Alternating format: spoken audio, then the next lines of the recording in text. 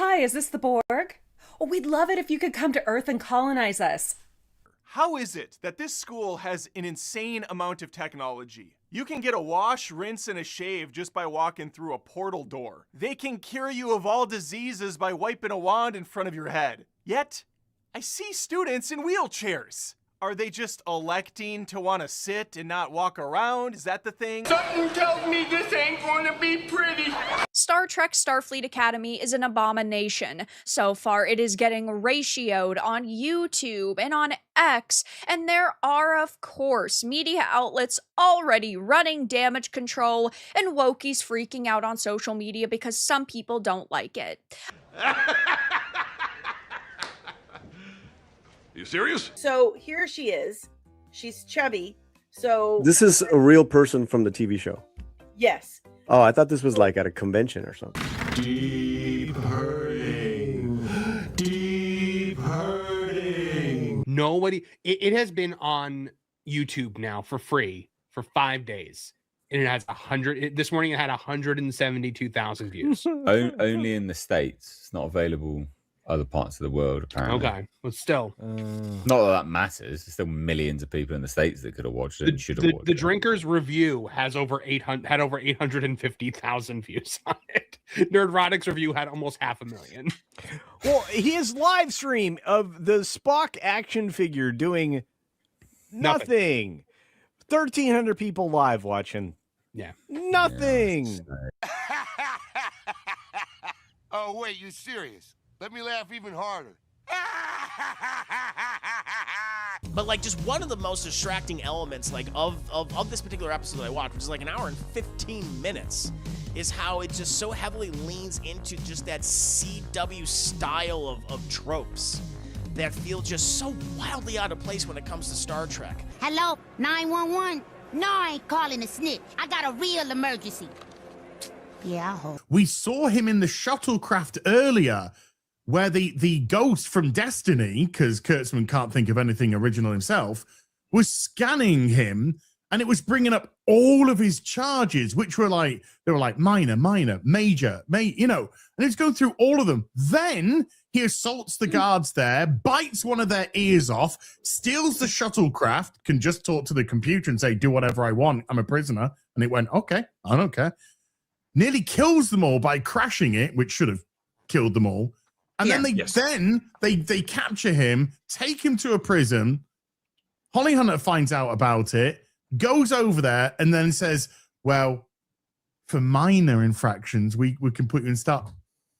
Which part? Where's he done a minor infraction? This guy's like a fucking full-fledged criminal. And they come back covered in blood. But they felt clean. Now, why did they feel that way, Major? Because they were clean. Buckle in, everyone. It's a sports episode.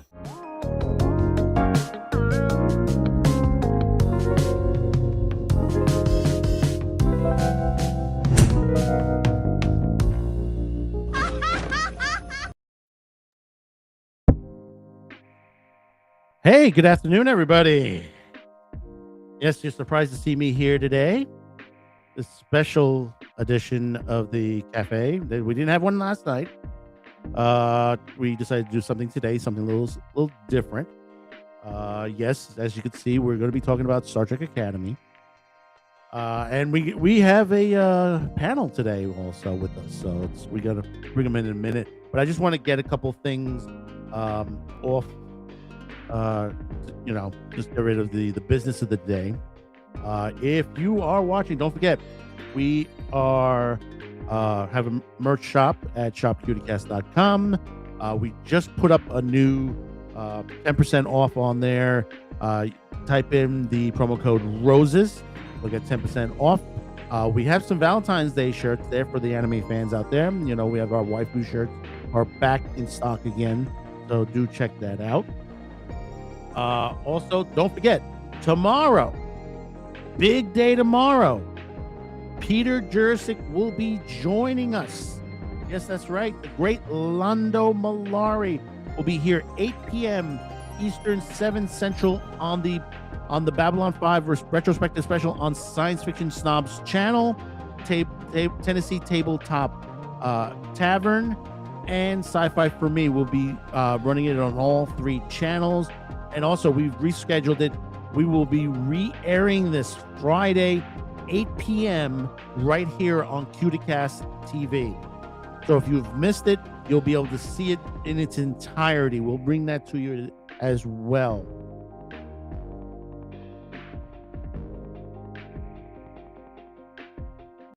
And we have a couple other things and some bad news on here. If you, and I didn't put a picture up on there, if you haven't heard this yet, the legendary, and I'm sorry if I butchered the last name, Sal Buscema, who basically was a legend in the comic book industry, Marvel, did the Incredible Hulk for 8 years, Spectacular Spider-Man more. He's passed away at age 89, one of the greats on there. Also, on top of that, we just got the autopsy report from one of the great YouTubers out there, Adam the Woo. We found out that basically he had a heart attack in his sleep on there as well. So rest in peace, both of them. Adam was a shock to all of us that when this happened on there. But we move on. We strengthen. He gave us strength. And speaking of strength, let me bring in the panel for today. We've got Death Angel Shadow, we've got ScifiSnob, and we got Outpost Nerd. Good afternoon. What's up, my nerd geeks and weebs? How's everyone doing? Oh, we are doing full good. house today. Yes, it is. The usual suspects.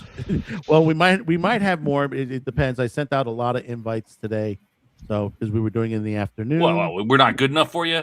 Oh, no, you're great enough. You're great enough. But this subject matter needs to be talked by a lot of us. Because obviously you saw the opening. You've seen what a lot of other YouTubers have talked about this. And especially what Jason Hunt reported last week, that Kurtzman got yanked into the principal's office. Yeah, and his it's if this is all 100% true, the situation, which I believe it is, Kurtzman is out, and they're just figuring out a way of canceling his current contract. And they're going to find out. I will say this about this. I mean, how many years did we hear that about Kathleen Kennedy?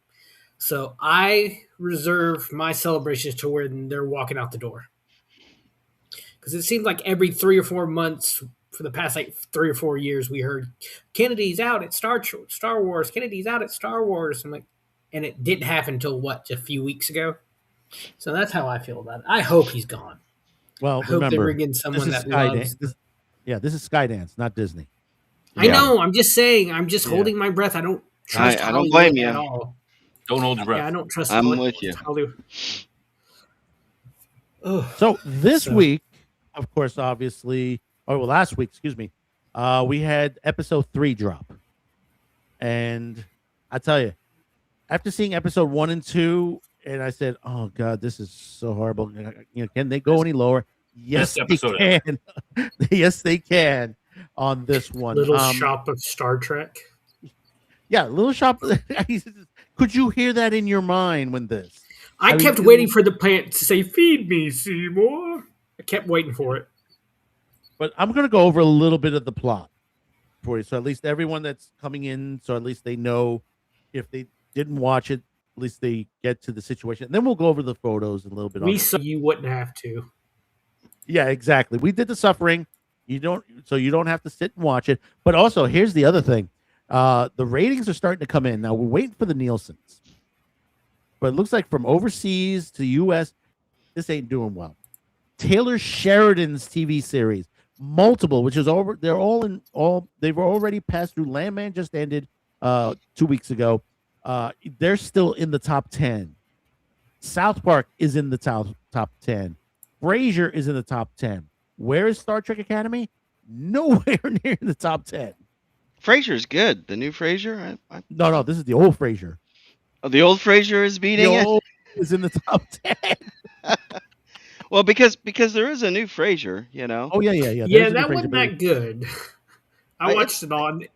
It had its I've moments, enjoyed it. but and the latest UFC is in the top 10, beating out I can Star honestly Trek. say I've never seen a single UFC game.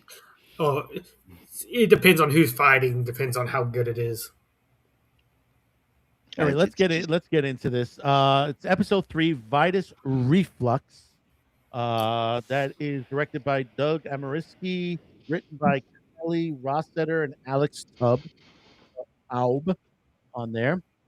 The plot goes: Damon Ray has sent a message to his parents explaining how he has settled into life at Star Trek Academy, takes assisting strives for his greatness, only to find out that Genesis is equally drawn, wanting to prove her worth and step out of her shadow of her father. In the gym, Spock pushes her academy cadets, while the school rivalry between them and the War College begins to escalate when they begin provoking Caleb and pulling pranks with the cadets are transported to various locations while changing in the locker room. Doc takes her concerns to Aki, who refuses to intervene but does introduce the cadets to the Vitus reflux, a rare empathetic fungus, it may say more, to the sensitive to emotions. The cadets try. The cadets try to out to join the academy's elite Calicut team, coached by Thok and Jet Reno. Darum and Cool. Genesis compete to become team captains, with Darum using his insecurities about her father to distract her and win the role. Caleb questions Tamra about why she joined the College over the academy, believing that she did it to avoid him, though she rebukes him and explains that she needs the discipline the college will instill in her.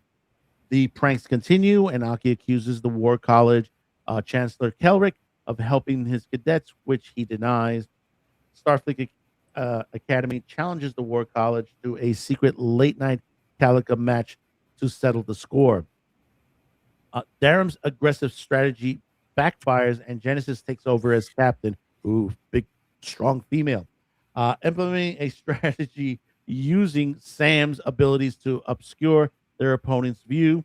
Thok and Reno break up the match, sending the cadets to Aki, who chastised them for not heeding her advice around patience and empathy, assigning them a forced labor as a punishment. After seeing that Darren's parents has not responded to any of his messages, oh, mommy don't want to call me. Since she arrived to the academy, Reno confides in Darren about her relationship with Laura, explaining that she left her post on the Discovery to be with her and encourages him to rethink on about how he has treated Genesis. Darren then reconciles with Genesis, revealing his own fractured relationship with his family. Genesis realizes that Aki has been dropping the hints on how to win the prank war and comes up with a plan to infiltrate the War College and sabotage them. Tamara catches Caleb during this and admits that she has feelings for him, but sounds the alarm anyway.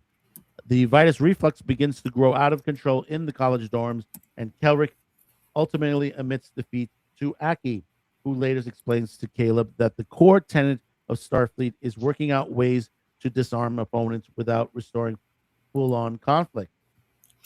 Darren happily concedes the capacity of the Calicut team to Genesis, understanding that she is more ready to lead than he is, and sends another message to his parents telling them his plans to allow himself to lead and to be led with empathy. And that's the way it goes. Gentlemen, so this is just an insane episode in itself. I mean, the plants alone, I could hear the Mean and Green song throughout this episode. Every time that plant came out, I had that little voice, and it just like I just heard Mean and Green, expecting that to happen. Didn't anybody expect that to happen? Yeah, I kept waiting for it to like ask for blood or. Ugh. It was. I don't think there's been a single original idea in this entire show. In 3 episodes, it's either been political commentary, rehashed jokes, or just blatant pop culture stealing. Childish antics, it seems. Yes. That's the thing. Like, I thought, like, we would, 1,000 years from now, we'd be more evolved than this. But it's still the same I call high it One school Tree Hill. drama bullshit. Star Trek One Tree Hill. Well, that's why I call it Star Trek 90210, because that's basically it's a bunch of rich, pampered, spoiled kids. Ugh. And then, of course, the one thing I wasn't in the I didn't mention is that they got the nice little shiny jackets. It's basically the game. The game is basically a glorified game of laser tag. Yeah. That's all it is. And I'm sorry, those are 2 of the dumbest mascots I've ever seen. Oh yeah, I mean this. I'm so glad that was. Let me find it here. That this was resolved finally, because people were saying, "Oh yeah, they've evolved into a more subtle beast that they with intelligence." I said, "No, I don't think so. I really, the Motok, what? How's it pronounced? It's the Motok." Something like that. Yeah. But it's I was like, oh, thank God, it's only a costume, But the other costume looks like something out of an NCAA basketball team. What is that? Mutako. It's a Mutako. No, if you ever see the Kirk episode where they go to the planet, where they're like the Klingons are giving this race like they're not technically advanced. They're giving them like rifles. And looks like a Wampa almost. Well, I mean, I could see, that costume looks great for 1960s television. Oh yeah. Oh yeah. No. It is literally practically if you see, and I should have put a regular picture up on this, but if you ever see the series, I mean, this is like it's pretty close to it, but people were like saying, oh yeah, they evolved. I'm like, oh please don't let that be the issue to that point. Now, did anyone hear the announcement Stephen Colbert made during the early part of the stream? And I know Outpost, we've talked about this. I know we talked about this, but we do got to bring this up. They said a Talaxian fly was mating with a beaker or something to that nature. And I said to myself, okay, they've just written the Talaxians in without showing the Talaxians, or how the hell did they get there after the burn? Yeah, that's been my big thing. They were still, what, 50,000 light years away at the end of Voyager? Yeah, the closest was Neelix and his people, the group that he joined. That's about as close as you got. Yeah. And that's what I mean by 50,000 light years away still. Yeah. Because that's unless something happened and there were Talaxians before the burn in the Federation, but we have not heard anyone say anything Neelix like that. was the only one other than Tuvox that but Neelix stayed in the Delta Quadrant at the end of the series, remember? Yeah. So and the only reason we could go transwarp drive, right? Yeah, well, Voyager hitched a ride in a Borg sphere, remember? Oh, it was that epic shot at the end, which they basically skipped like most of the Delta, Alpha, and Beta Quadrant. That small little fleet somehow blows up a Borg sphere and outflies Voyager. Yeah, because they used the transwarp conduit. They blew up a transwarp conduit at the end of it. That's what we're saying. Yeah. So there's a lot of plot holes in this. I know. It just literally. I mean, when they said that in the background, I was like, no. Come on. Do you have a really? Yeah. I mean, maybe Voyager had one you know, some in their lab or something. No, A no, science vessel. but- no. They didn't get it. They went to Telex once, and that was And that and Telex was basically destroyed. Yeah, Telex was a mess because of what their enemy had used some sort of device on the Like planet a that just like mutagenic cloud or something like yeah, that. exactly. You know, and Neelix happened to be one of the ones that came back, but was infected by the by That the was a weapon great itself. episode of Voyager. Yeah, it was. It was a good episode on there. Do you But have the a thing about it- picture of the Starfleet mascot? No, I didn't. I forgot. It reminded me of Orbit, the Astros baseball mascot. Oh shoot! Yes. I Yes, kept it thinking was. that it reminded me of that. It was so bad. Oh man. Oh yeah. I mean, this is like. Hold on a minute. I forgot to put this up. It's just insane. You know, to this point, Mhm. and you know, it just got crazy. It just got crazy, and the thing about it is, this is the thing that got me the most. Lappy the Lapling. Seriously? That look. She looks like she could give two. She couldn't give two shits. You know, there's a balance between being relaxed, being laid back, like the cool teacher, and being one that does not give two shits.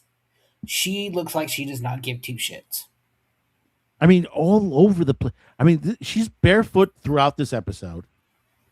Okay, completely throughout this episode. She's like on couches. I mean, she goes from one couch.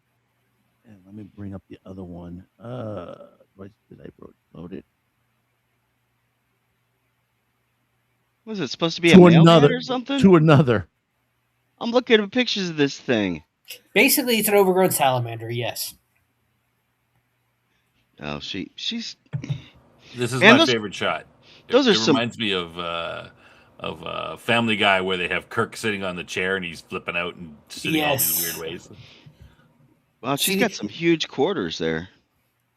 That's the other picture of her laying down. That was in the commandant of the or the war college's office or room with his tea fetish, which was like he would. Oh, it was borderline sexual. His obsession with tea. It's crazy. I mean, just I keep drawing back to this, to basically the hippie episode on the original series. I mean, is that what she is? She's like stepping into Eden, yay, She is. brother. Well, You know? she's a Lantanite, and the Lantanites we were introduced to in Strange New Worlds. They're a race of, like, if they don't get hurt or sick, they're basically immortal. And the chief engineer in season 2 of not the Andorian but the female. I can't remember her name. She's a great old like classic actress. She was in Taxi and all sorts of stuff. She's a Lanthanite, and she's like 10,100 years old. Like, there's an episode where La'an Noonien Singh goes back to like our time, and she has like a antique shop, and she's half Lanthanite, and she's like 400 years old. So the thing with her, that's why she was chosen to run the academy, because she knew what was like before the burn. But she's just so basically nonchalant. She's always slouching.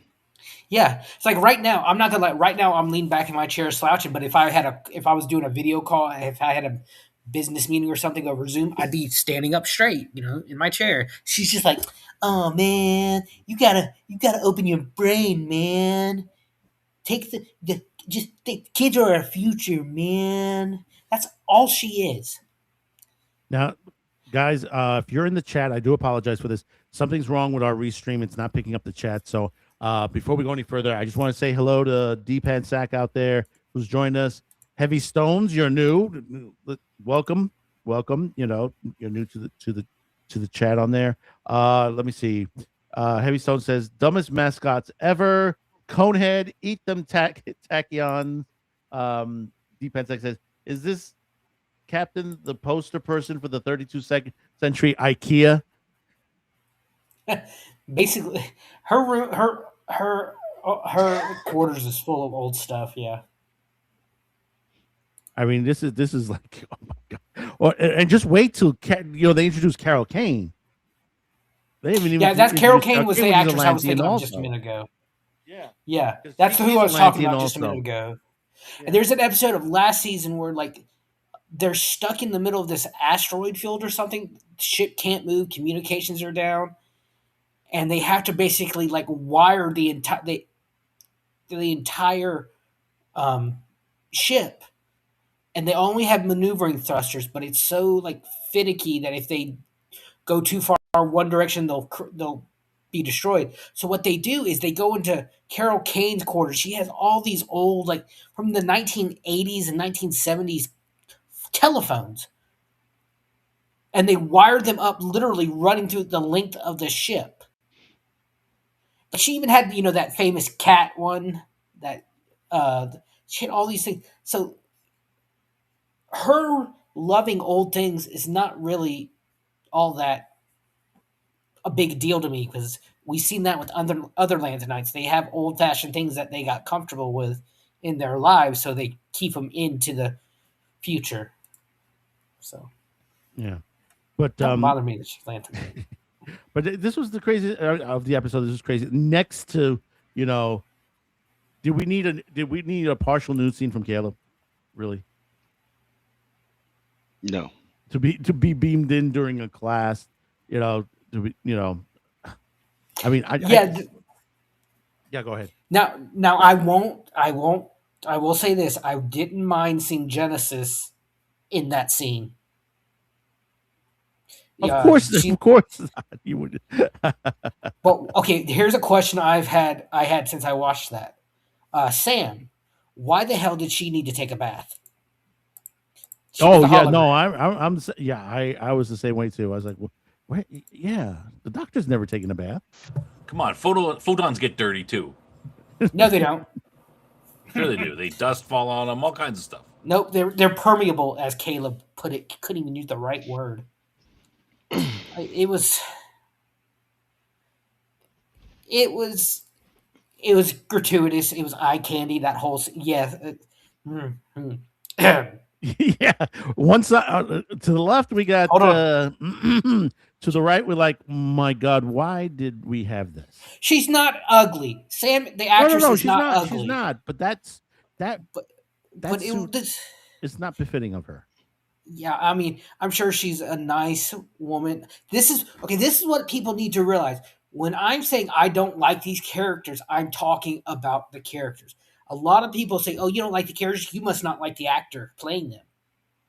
Like, I'm sure Daisy Ridley is a fine woman. I've never met her. I just didn't like Ray. No, that's not what I heard. I heard Outpost Nerd is an anti-photonist. Yes, I am. Photons be free. But everybody getting beamed out of here, and it's getting sent out and all that, and it's just like, and then we find out that Aki did this before. Yeah, it's not even an original prank. It's not even original. It's like in her academy days, she did this, which was like, wah, wah, wah, wah, wah. See, even I've come up with better pranks than what the War College did. When I was in college, one summer I was staying at a college doing some work, and we had gone to the mall, and the mall had a Bass Pro Shop. We got some deer urine, and we snuck into the one of the girls' hallways, and just as I was going, drop, drop, drop. So after a while, the entire hallway smelled of deer urine. That's hunting scent for anyone not Southern like me.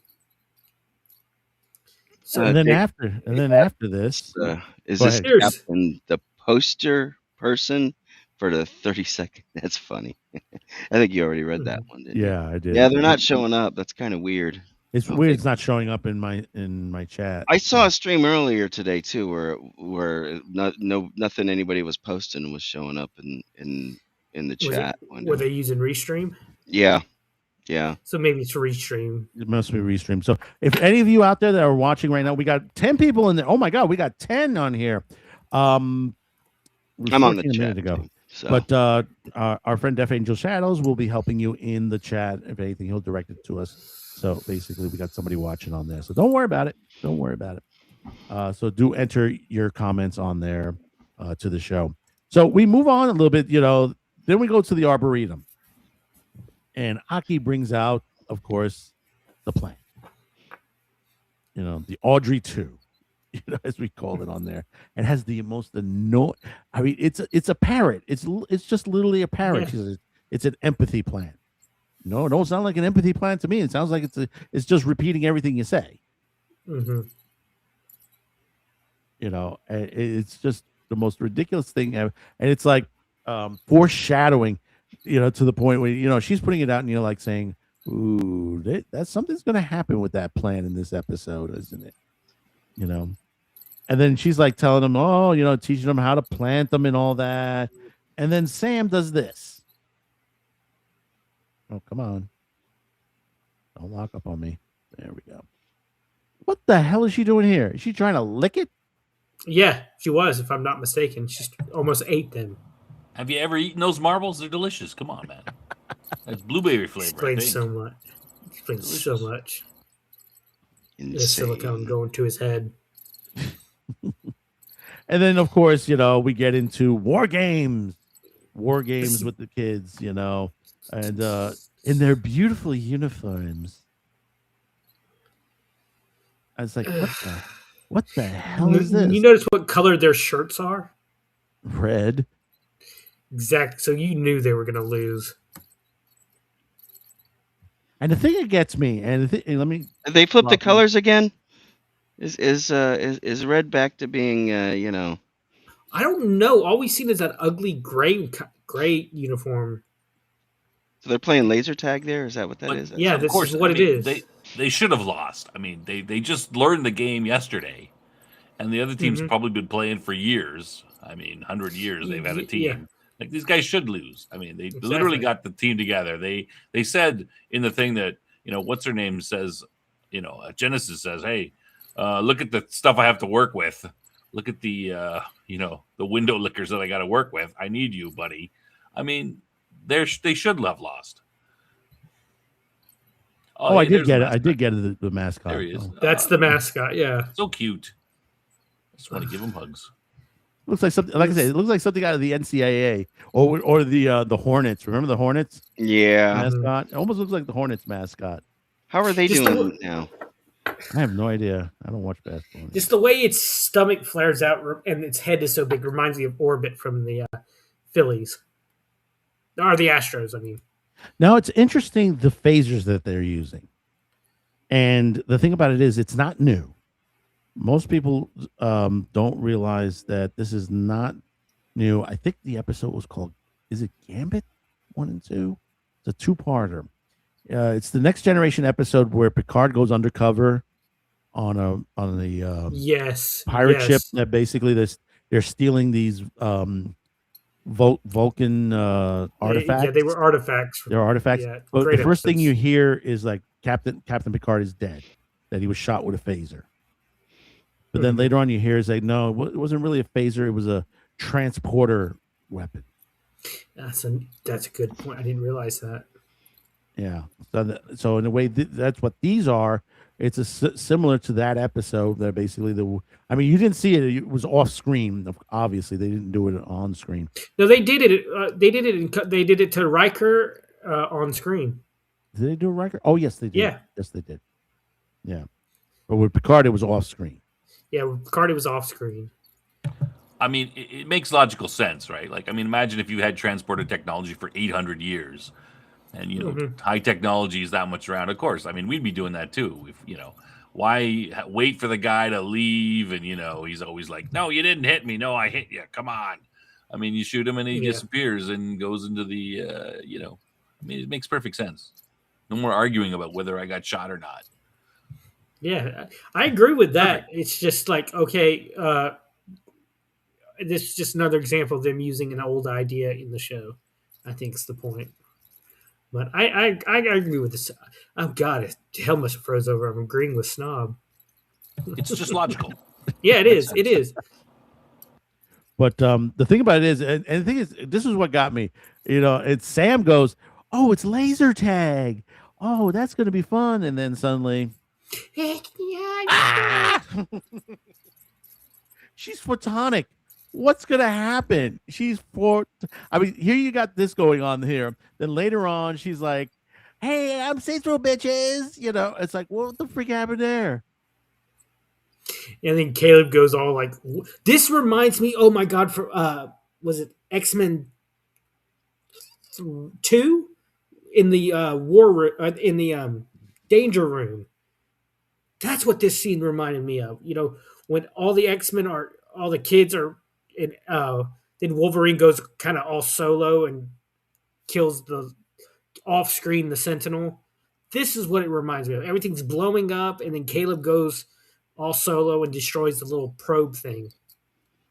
That's what it reminds me of. This whole scene is it's kind of silly. So, what do you have to do? To get 1 point, you got to run from point A to point B. You got to run.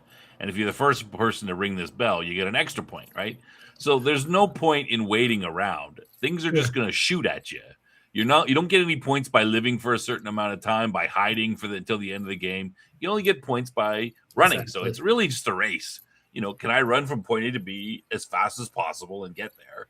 And can I be the first one to get an extra point? And, dodging things on the way. So there's no point in hiding behind a rock. You're not, everyone should just run. Just run. There's nothing else you can do. Run and dodge. Run sideways and, make a zigzag. That's it. What's the point of hiding behind the rock screaming? That's not going to do nothing.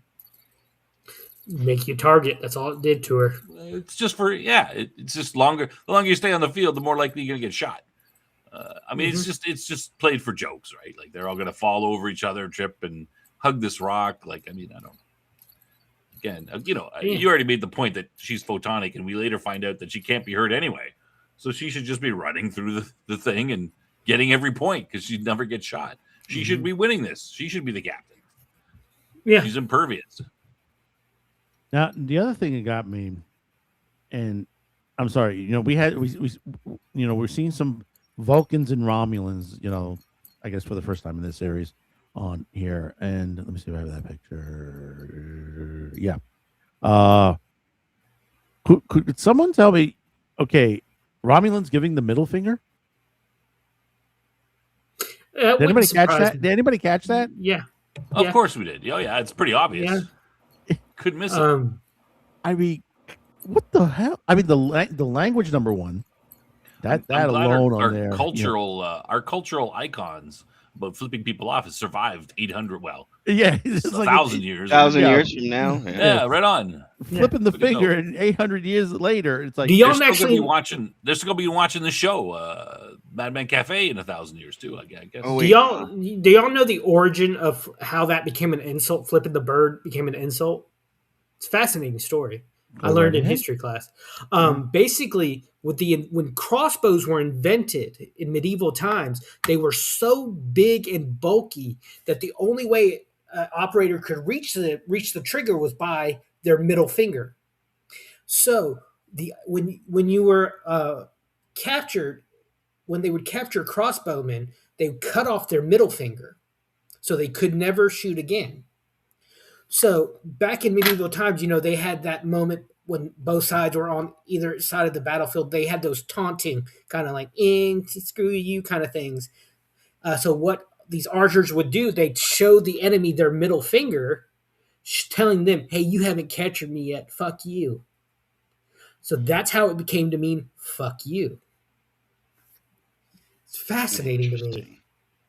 Because the crossbow change was the biggest change on the battlefield until gunpowder and guns became a thing. Fascinated me. And then the theme of Game of Thrones begins. No. No, and then God, not like this week. Not like this week's on there. I refuse to watch that show. I'm sorry, not to take away from what we're talking about. I have to applaud the showrunners from the new Game of Thrones series, the uh, the what is it, Night in the Kingdom on there, the Something Duncan like and that. Egg show, the Duncan and Egg show. It's like they're not going to do the conventional opening that they get from the Game of Thrones, where you see House of Dragons and Game of Thrones. They've just been throwing this like the most unusual comedic shit at you. It's episode 2 alone. For those of you who haven't watched it yet, be prepared because you're going to get a big shock in episode 2. But let's get back to this. But like I'm saying, I mean, the language in this show, I understand that, you go back to original, they did some damn, so that's okay. But when you get into the fuck and shit, middle finger and all, I mean, what are we talking about here? I mean, this is 800 years into the future, and we haven't learned to respect our language and stuff like that, and we're just going back into there. I mean, this is the reason why nobody likes these shows. You're trying to, besides the message, you're trying to make it made for the modern, or what's it say, made for the modern era. I mean, no, this is future tech. People have evolved. We've gone beyond to the what we used to talk about, and that's what if you've watched original series, Next Gen, Deep Space Nine, Voyager, and even Enterprise. Yeah. I hate the language aspect of these shows, to be honest. Like, it's just, it really takes me out of the show. It's 800 years in the future. I mean, we go back 500 years in the future to England, and you read Shakespeare, you can't understand what they're doing, right? Like, you got to read a translation almost with the E's and the A's and stuff. I mean, do we really think we're going to be talking like 2025, 2026 in 800 years? I really hate that aspect of the show. They should, and I appreciate that. Originally Star Trek, they didn't change the language that much, but they did try to speak in a way, that is obviously makes you aware that they're not going to use modern, modern expressions and stuff. Yeah, vernacular. And, and it actually is, I mean, what it says to me is that, the writers don't really care, and they're too lazy to not write the way that they talk to their buddies. They can't actually speak, write dialogue and go, okay, well, this person is going to be, 800 years in the future. They're not going to say, yo, dude, what's up? They're going to speak in a different way, and we got to write that way. I mean, there's no attention to the craft. Well, it's like you talking about language and stuff. Remember when they have Abe Lincoln, the alien looked like Abe Lincoln in the original series? Yeah, it was on the other night. He was shocked that Uhura was, and he calls her charming. I'm not going to say the word. Go ahead. I don't care. No, I'm not. I'm going to cover my own ass. I don't trust y'all. I don't trust these assholes out in the universe. But he's like, oh, I'm sorry, I didn't mean to offend. She's like, word. It's just a word, and it's what I am. Why should I take offense? Exactly. And it's like, remember in Back to the Future when Marty in Back to the Future 3, Marty goes back to 1885. He's talking in such a weird way. People are looking at him like he's crazy. Remember, he's like, "Oh, gnarly, a frisbee," when they finish eating the pie, because Frisbee was a pie tin company originally, and his ancestors look at him like, "Okay, he's weird. He's fucking insane." Even within we don't say radical anymore or tubular like they did in the 80s. To the max, man. Hey, man. What are you talking gnarly. about? Gag Who me with a says- spoon. Like totally, like California like, Valley totally Girl, gag me with a like, spoon. like radical dude, tubular man. And it's like in 5 years from now, we won't be talking the same. Bro, No, we won't be. Bro, I remember when my kids started saying bra, hey bra. I'm like, why are you talking about women's articles of clothing? What? It's like right now the big thing is 6'7". I'm like, oh god. I told my niece, if I hear you say that again, I will throat 69 dudes. It's like this morning I decided whenever I'm like bummed or upset, I'll go back and watch old sitcoms. I went and watched Step by Step, the first few episodes of Step by Step, with Suzanne Summers and the guy from Dallas. doing their Brady Bunch thing, and they have the nephew Cody. He's like, "Oh, dude, tubular." I'm like, Yeah. no one talks about that. Cody, a great character, loved him. But language is supposed to change. It's not. It's not immutable. It Is the doesn't word. stay the same. It doesn't stay the same. Some things It do evolves. stick around. Yes. Like Basics. It's all the basics of like language. cool and hot still have like their Yeah, but alternative connotations that But that's from see, what 20, 30 years ago. yeah, well, but I mean, you go back to the 50s and No, go back further than that. Go to the 1800s. And Yeah. then go back to the 1700s, and then go yeah, back to if we said you know, cool or hot That's the and meant bee's something knees. different. That's the bee's knees That of the one cat's didn't meow. stick around. You know what's the Cat's best? meow still does. That's what Madman's Oh, making the point, God right? almighty. Like you're going back 20 years. This is 800 years. Like I said, we go back 500 years to England, Well, and you isn't can't this- understand how they speak. Isn't Isn't this supposed to be in the 29th century? 32nd. No, it's the 32nd 32nd. century. It's Okay, like- so we're in the 21st century. So we're talking It's 800 years from the main Star Trek from timeline. the original series, right? Yeah, from which the is main. still what, a couple hundred years in the future. About 300 years in the future. It's in the 20. Yeah. It's the 23rd. At the end, the tail end of the 23rd century. Yeah, because Next Generation was what, the 24th century? No, that was the tail 23rd. end of the 23rd. 23rd. Because Picard. I know y'all love Picard. Picard happened in like 2401, 2402, something like that. Are you sure about that? I thought it was the late 2370s. That was Next Gen. Oh, yeah, next gen. Picard. No, Star Trek Picard takes place 20 years after Next Gen. Well, I don't mean that. That show doesn't exist. That's not. Okay, Taj That's not a real Rahim, show. welcome on there. Puts on the chat. This show will age like milk. Like does he mean the green Star milk. Trek show or this show that this Madman Cafe? Our show, yeah, Our show. the one we're doing now. Both probably, but anyway. Yeah, we're all Maybe. like, You know what's a spoiled perfect example of language? Little House on the Prairie, which has lately been in the circle again, because basically they've been showing up on TikTok and shorts and stuff like that lately, because it's you can watch it free on Pluto. I believe Pluto. Pluto has it for free right now. They have a Little House on the Prairie channel, and you listen to how they talk, and then you fast forward and you listen to that. And it's like nowhere near that. I'm surprised they haven't rebooted it yet.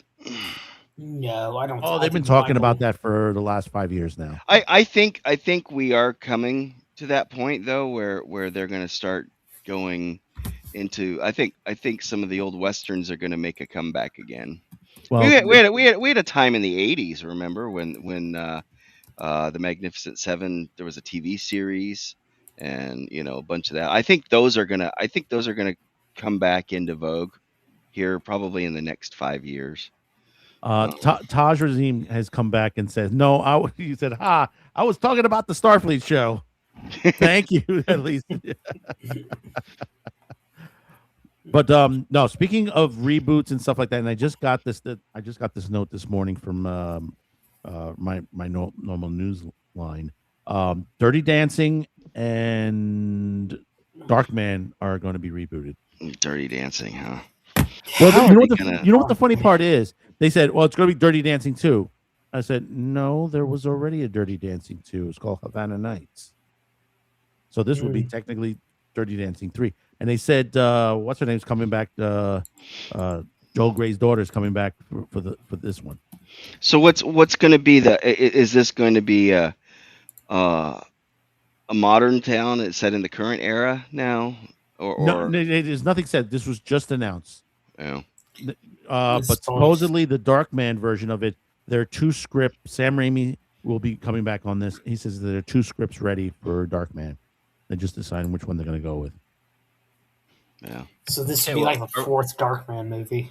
Are we going to talk about this show? Yeah, we're going to talk back on that, but we were just talking on that. I thought this was the best episode ever. What? I'm sure you You're did. lying. Well, of the 3 episodes. I mean. Oh, okay, that's The better. shiniest turd is still a turd. I mean, look. Well, you This can't shine show, shit, this you know. episode compared to the other 2 episodes before this, let's say. I mean, at least it had a sort of a coherent storyline that made sense. I mean, it's not a great storyline. They're doing pranks, but at least it made sense. And then all the pieces kind of fall together at the end, even though it's kind of lame. At least you see Caleb here, as you saw here, he has a little bit of growth in that he starts to work as a team.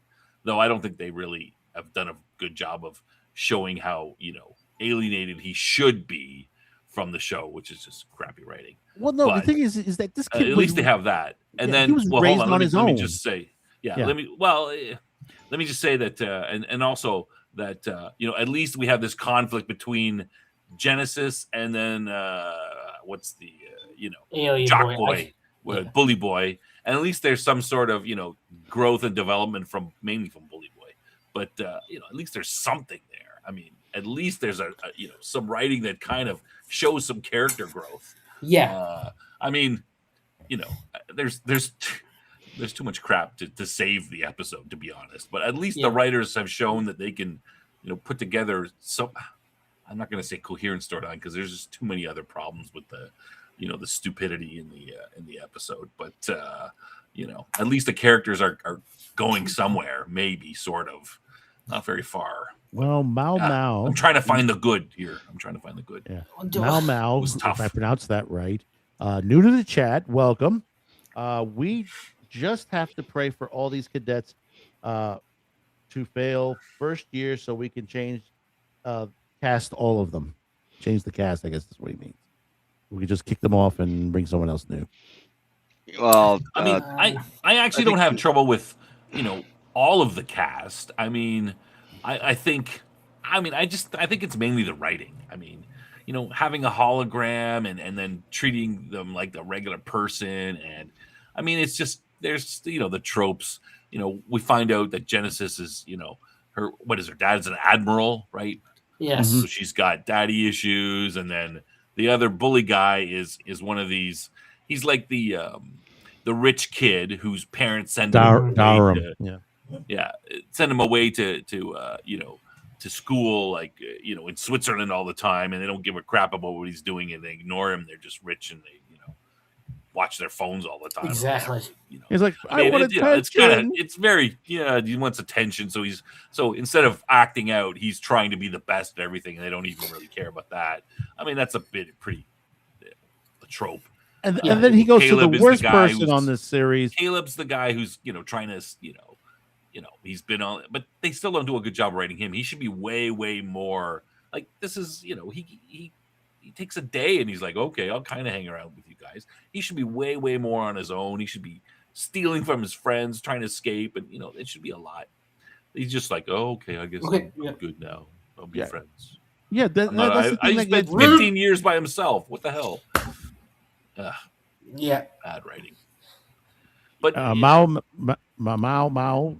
Yeah, we will talk about the Klingon episode just in case. Yes, because the next episode is a Klingon episode, so that'll be toward the end, but we'll talk about that. Why not make the Klingon the bully? Wouldn't that have made sense? Well, no, we're going to find out. Well, no, next week's episode we're going to find out why he's such. Well, I'm sure he's going to be sensitive not and a whatever. Klingon. They should have made him the bully, and at least that would have made sense. But of course, they go to Jet and say, "Oh, Jet, Mommy and Daddy don't pay attention to me. What do I do?" And poof! In that scene, out of the blue, she's gay. It's.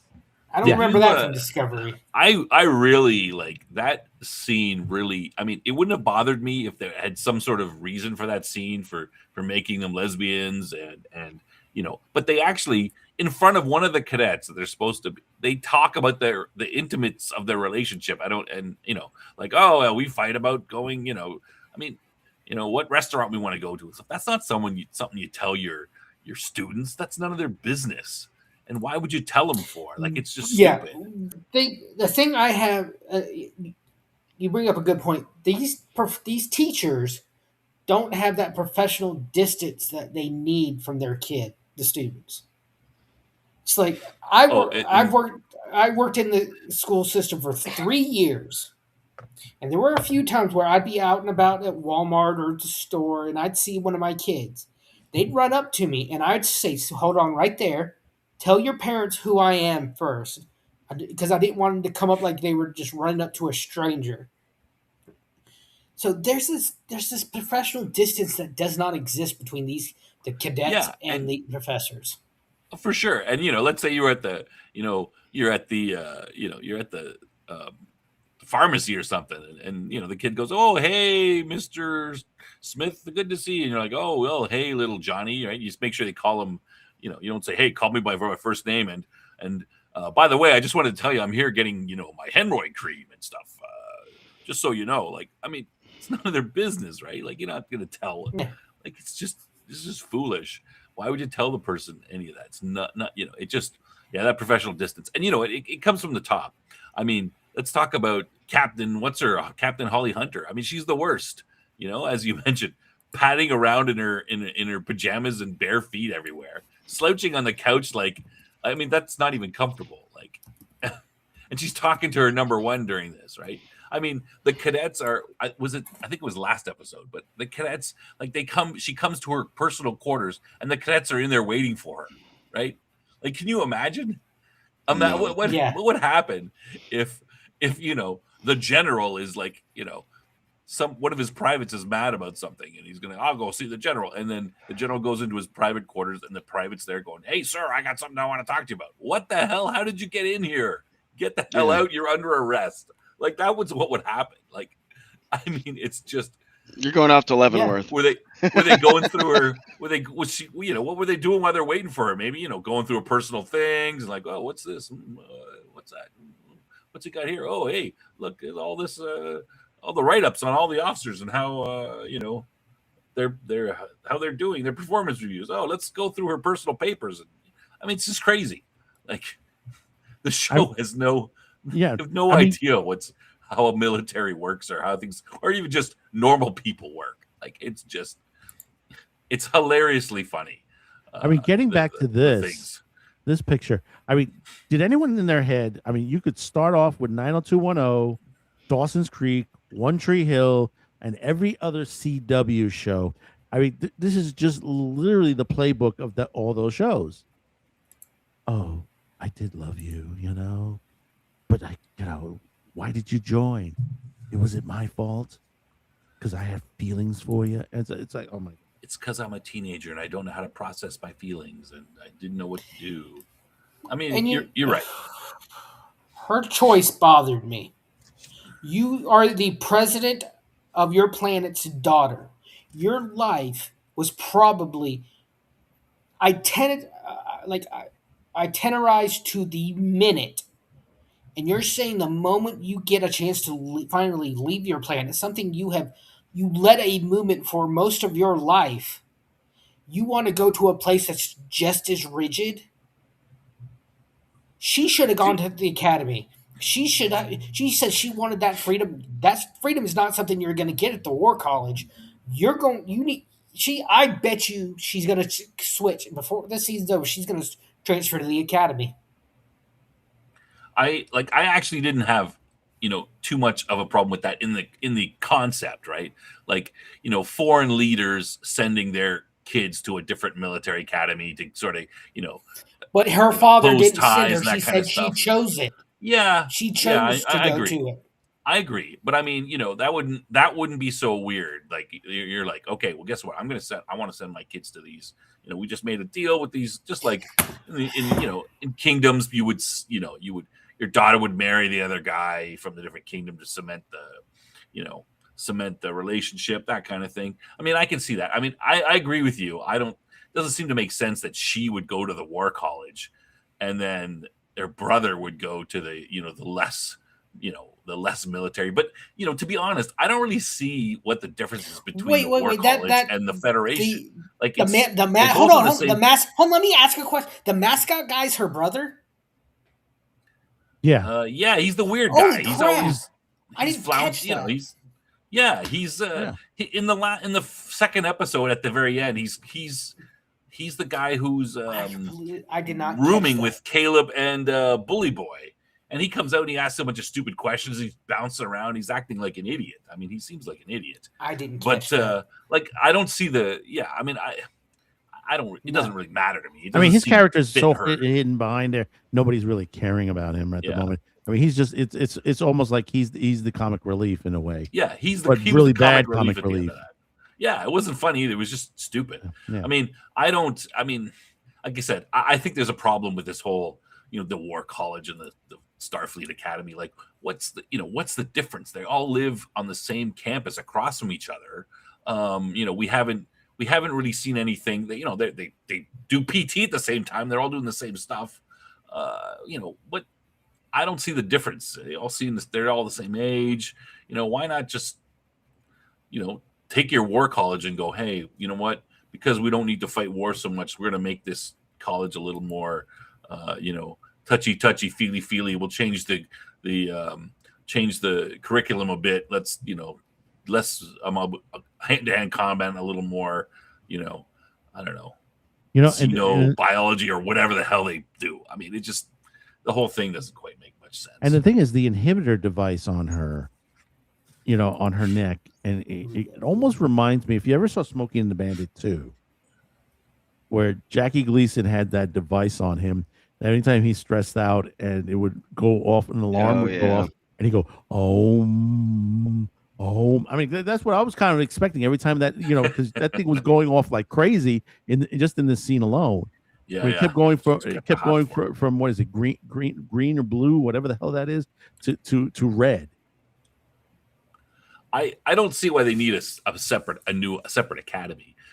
You actually could, you could just pretend the War College didn't exist, start Starfleet Academy and have it by itself, and then you could have a lot of, some of the episodes you could throw in where they're sort of setting out their new, they're setting out a bunch of new traditions that they're going to do. Oh, something stupid happens. They go, hey, this is now a tradition, and we're going to do it every year, which is how these things happen at these places, right? I think you could build a lot of. They could be spending time finding out how to, how are we going to run this War College? You've got the captain who's been at the old one, so she's got ideas, but nobody else knows anything. Has never been to Starfleet Academy, so they're kind of feeling their way. You could do stuff like that instead of this silly plant thing and rivalry. Who cares? I think what it is with the War College, again, the writers of this show, who never seen an episode of Star Trek, of any of the series, read any of the books, thought War College was similar to Red Squad. If anybody remembers Red Squad, yeah, which was the elite, which was Starfleet elites. Yeah, in other words, they were just kids who did piloting. That's all. They were Red Squad was like the elites. Oh yeah. Oh, sorry. Yeah, that was the Nova Squad was in Next Generation. Nova Red Squad was Squad, in Deep Space Nine. Yeah, right. I watched those episodes. Those things yesterday. are, those things are kind of, they're frowned upon, interchangeable. Right? You don't have a Red Squad like that. Like I don't think that was not a, that wouldn't normally be a justified or a sanctioned thing by the Academy. Like it'd be like they had their own ship. Yes. They had their own ship in Deep Space Nine. Yes, they were. They had the crazy. USS They Valiant. were sanctioned by the Valiant. Academy. It's crazy. They had Elites the within Valiant, elites, and then that's you not go what to the episode. They were responsible for the blackouts during the Dominion War when they did the episode on Earth where Cisco and Odo came to Earth. Paradise Lost. I just watched Thank it you. yesterday. Yeah, Thank it was you. great. Two of the best episodes of Deep Space Nine, in my opinion. And basically, it was it Red Squad or was it the other one? It was Red Squad that knocked out the lights. I think it was. Yes, I think it was Red Squad because Nog asks Cisco to help him get into with the squad. Yeah, exactly. That's the thing about this. This is lazy writing because they're not doing their research. To the point. They said, "Oh yeah, I just saw the episode the other day." And you know who's the worst in this right now? And he was a Star Trek actor, is Robert Picardo. Yeah. I mean, he continues this exchange on Twitter and everywhere. And he makes that comparison to say, to the girl swallowing her Comm community, badge. yeah, her comm badge, and he said, well, back in the original series, Kirk was buried in tribbles. It was a joke, and I guess you have to maintain your joke, but the Star Trek fans can't understand what a joke is, and it's like, what? It's not a joke. It's just stupid. That's I got. that's a moron. That's God. It's a more that is moronic beyond moronic. comparison. Yeah, I mean, It's how a could more- you be, 17, 18 years of age and swallow this piece of electronic? Hey, what's this? Let me swallow it. I mean, that's what a toddler does, right? Like that's how you're like, hey, no, don't touch that. Let me bring And this up for he just a second responded- before you go any further. He Before you go any responds by further. saying already like he expected it to happen. Yeah. It's like, are you kidding me? Let me bring this up from the chat. Hang on one second here. At Keikor45, welcome. I guess this is your first time here. Jet was a widower in the Klingon War. She brings it up in Discovery half a dozen episodes in with the doc. But agree, they are way too relaxed. Does the Academy have an HR? Hi, everyone. And then Mamu comes in with a couple of them. Giamatti reminds me of a mix between Krusty the Clown and Sideshow Bob. Yeah, and I want to mention that. yeah, Mamu was written in the chat GPT because that's where Origami Chicken came out. Yeah, I mean, people have said, some of the initially have said, "Oh, Giamatti did a good job," and blah blah blah. I think he is Krusty the Clown and Sideshow Bob. It's a joke. In the first episode I'm watching, I'm going, I'm not scared of this guy with tic-tac-toe on the side of his head. He's just stupid, and he's going to be the villain for the whole season. Oh my god! Like, come on, give me somebody scary. Give me something useful, or just maybe you don't need a villain. Just do the show about the Academy. Maybe the villain is the Doris Umbridge type teacher who's a jerk to everybody or something. Like, why the heck? We got to have a foreign villain. It was just, and I don't think he did it.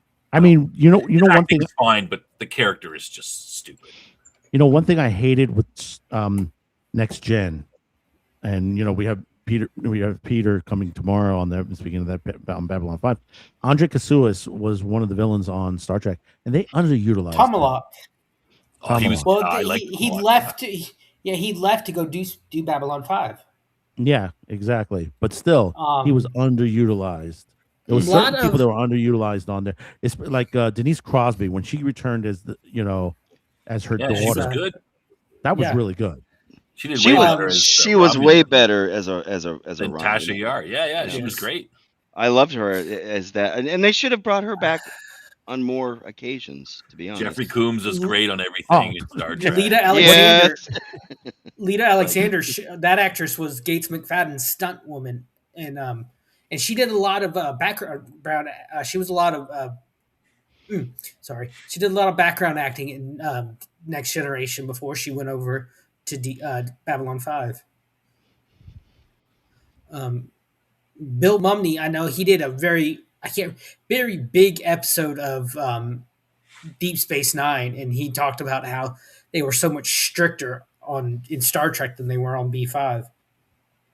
Yeah, he'd be interesting to talk to, just because of his not just lengthy career. He's been doing it since he was a kid. Yeah, literally, he's like the one successful child star. Most of them end up. Most of them end up. But he's the example of, and he may have had issues in his teens or something, but ultimately he came out of it, Yeah, very few do. Very few do. I mean, look at the Coreys, the two Coreys. Yeah, and even what's her name? Tell us what she was in. Blonde hair, New Charlie's Angels, blonde haired, Firestarter. Drew Barrymore. I mean, she's sorted out now, but she had that time of 10 years or whatever that was big problems, right? She had a little bit of wasn't she a little bit of a kleptomaniac or something like that? She got busted for shoplifting. cocaine. That was Winona Judd. Or I think you're thinking of Judd, but No, pretty no. sure. Well, it's probably all there. I mean, I mean, and a lot of them. It just, when you can get away with when you're famous, and Drew you don't Barrymore, have that. I think maybe they crave it. She had that family legacy nepotism that was probably so hard to live up to. Like her uncle was her whole family has been doing in entertainment since vaudeville. Her uncle was Mr. Potter in It's a Wonderful Life. Oh wow! And he was old then. Yeah, he did a bunch of they did a bunch of medical movies called Dr. Kildare back in like the 40s or 50s, and his name was Lionel Barrymore. He was really old back then. It's like her great uncle, I think. So she has a family history of it, and it's a lot of that pressure to keep up with it that she said that she failed. She failed for a long time. Madman, I want to hit the biggest problem I have with this show, but Go right ahead. it's top level stuff. I don't know. Is it this picture right here? It's because they called it the one Star that we're Trek. looking at? No, it's not. I Go don't ahead. care about. No, go ahead. They can make everybody gay. I noticed something. Femme Hadar's uniform is made to make her look slimmer. Oh yeah, of course. Yeah, Like look at how the lines the lines of the red taper in a little more. Yep. So it looks like she's got more of a waist, and Jets Smart. just go straight down. Yeah, See, someone in the chat, Mamu, I'm sorry if I mispronounce this. Mamu says she would have been better as a villain. And initially, of all the characters, I initially liked her the most in the first episode because at least she was yelling at someone and was giving it a bit of a military feel. Now she's kind of been like, pussing around a little bit and kind of and some of the stuff, scaring a kid so that they run away from things and saying, "I always know the ones that can run." That's kind of stupid. It's a low bar. Like I said, most of the characters here are just, weird. Taking thoughts. Yeah, I don't. But really, and it still gets me for a modern audience, is what they are. And the thing that gets me is, and I still, and I know because she even talked about it with Picardo on one of the streams that listen, things can change. I said no. Wait. This is not something that can change just with a snap of a finger and a right of a pen. This is you have a situation here. The Jem'Hadar were bred to be soldiers. No eating, no sleeping, no drinking, no sex. They just literally were and they were made addicted to the white. So white. Well, that provided everything they needed, right? That was their provided all the nutrients. It was kept under lock and key by the Vorta, so they could control them. And remember, they had that whole ceremony. It's like we go into. They would say something like, "We go into battle dead, and we fight to regain our life. Victory is life." Mm-hmm. Okay, that's all good, but I read somewhere that like a couple hundred years after that, they got rid of the Quetzal white and they addicted them to Klingon French cross cuisine fusion. I'm pretty sure that's. Oh, is it? Okay. Pretty sure that is canon somewhere. Addicted to gok. I think I read it on the internet. No, blood wine. Sure. They got addicted to the blood wine. Okay, this was an issue with the Klingon bird watcher boy. Aren't Klingon ridges supposed to go down? Yes. Yes. Hers are the same way. The Klingon ridges are incorrect. Is he half Klingon or something? Or she's half Klingon, but she still has ridges. Yeah, everybody has half of this. Yeah, because you see Kayla from Next Gen, Worf's first wife. Alexander's mother. Yeah. Yeah, Alexander's mother. She's half human. Her father is human, and her mother is Klingon. And her ridges are right. Quarter, right? So yeah. Yes, he's a quarter human. Because Worf is full Klingon, but he was raised by parents. Yeah. Raised by Uncle Yosef from Babylon 5. It was Worf's father. It was Uncle Yosef. Yep. So I mean, of all the characters in the show, I think that Femme Hadar has the most. Like, she's the one I'm like, oh, okay, I'm kind of, she's kind of tough and she's makes, I'm kind of interested to maybe learn a little bit about her. Yeah. But the rest of them are like, I don't care about. I mean, we've seen Jet Reno in another show. I didn't. I mean, I watched all of Discovery, like pray for me. But I mean, she was okay. There's fine, as an engineer. I'm kind of like kind of bland, She Didn't did really have stick one of the out. funniest moments in I think season 2 or 3. It was season 2 where Saru is telling her to do something. She's running off the bridge. She's like, I know, get off my back. And she's in the turbo lift when she says that. And she turns around and it's like, sir, get off my back, sir. And because she knew she fucked up. That's Like, not bad. It was so funny to me. It's one of the funniest moments. Like when But- she's so engrossed in her work, she's like, okay, I get it. Fuck off. Sorry, sir. Fuck off, sir.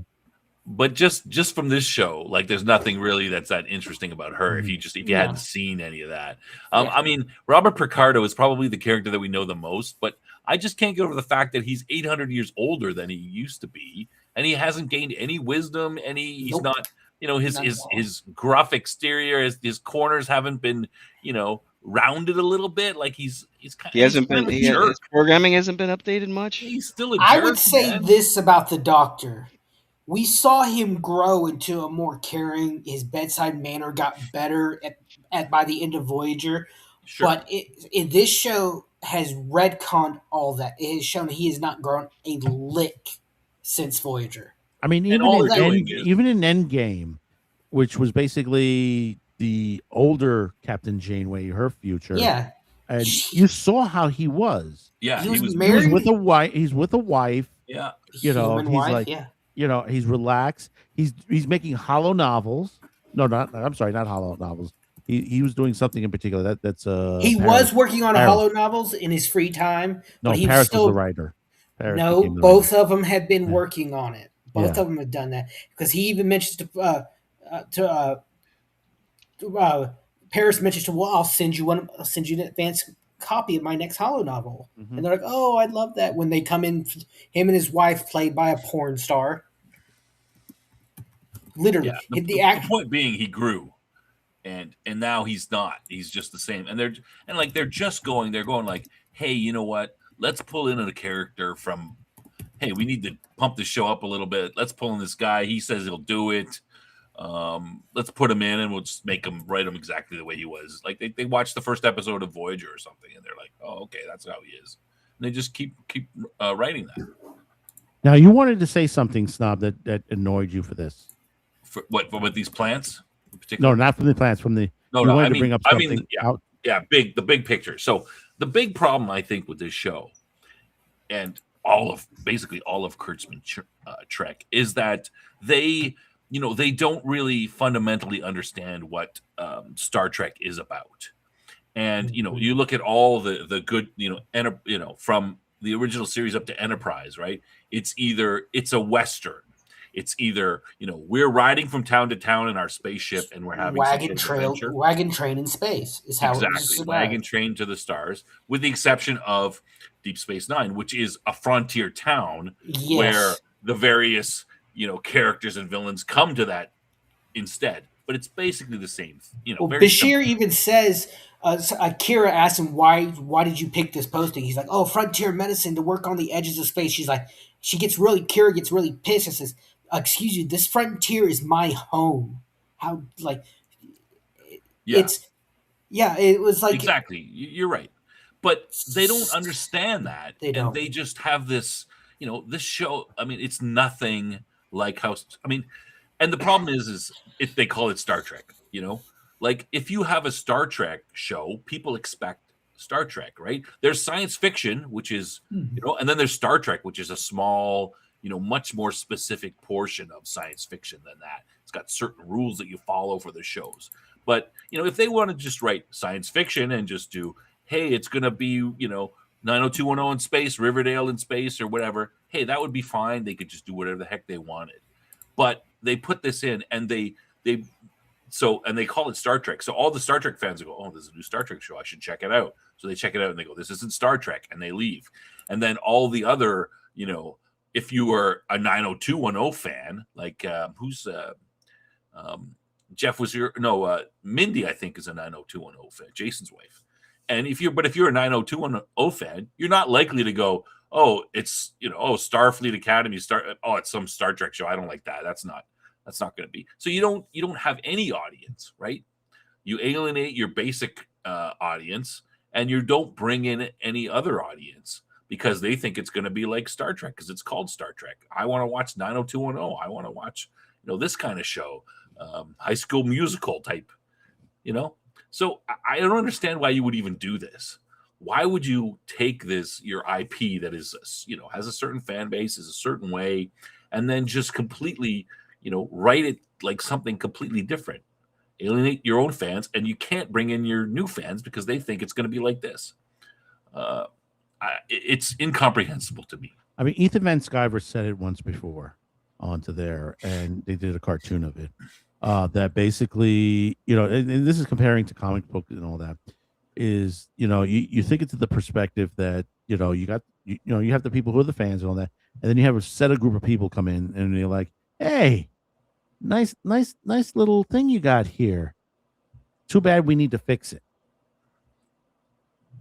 And that's the situation, is that there are those out there that criticized us for many years. I'm 59 now, and when I was in my teens, they used to make, even when I was a kid, my own brother used to make fun of me. Yeah, you're watching this Doctor Who. What the hell is a Who? Who is this guy? He used to make fun of me onto that.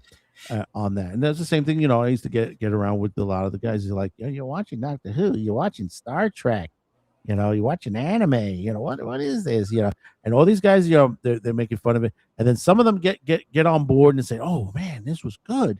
And then you have the other half was, well, it was good, but we need to tweak it a bit, so I can watch more of it. I was like, yeah, what? I don't, I actually don't mind that. Like, if there are some tweaks from, like, look at the original series in Next Generation. There's some tweaks, right? Picard can't go down every, he's supposed to be on the ship. I mean, they make some small. Well, no, they made they made that announcement all the way back in the early days. Also, yeah, but the cage in the cage. That was the whole thing in the cage. But my point is that this is not a tweak, right? Like, this is taking something and making it completely different, right? Imagine if you took your, you had, hey, we're going to do a remake of Falcon Crest, one of these, soap opera type late night. And then you turned it into the Dukes of Hazzard. Like, all the women who watch Falcon Crest would go, this is garbage. I'm not watching this. They turn off. And then none of the people who like the Dukes of Hazzard would come to watch it because they're like, it's called Falcon Crest 2. I'm not watching that. That's nothing to do with, what the kind of shows I like. It's just crazy. But see, I don't understand it.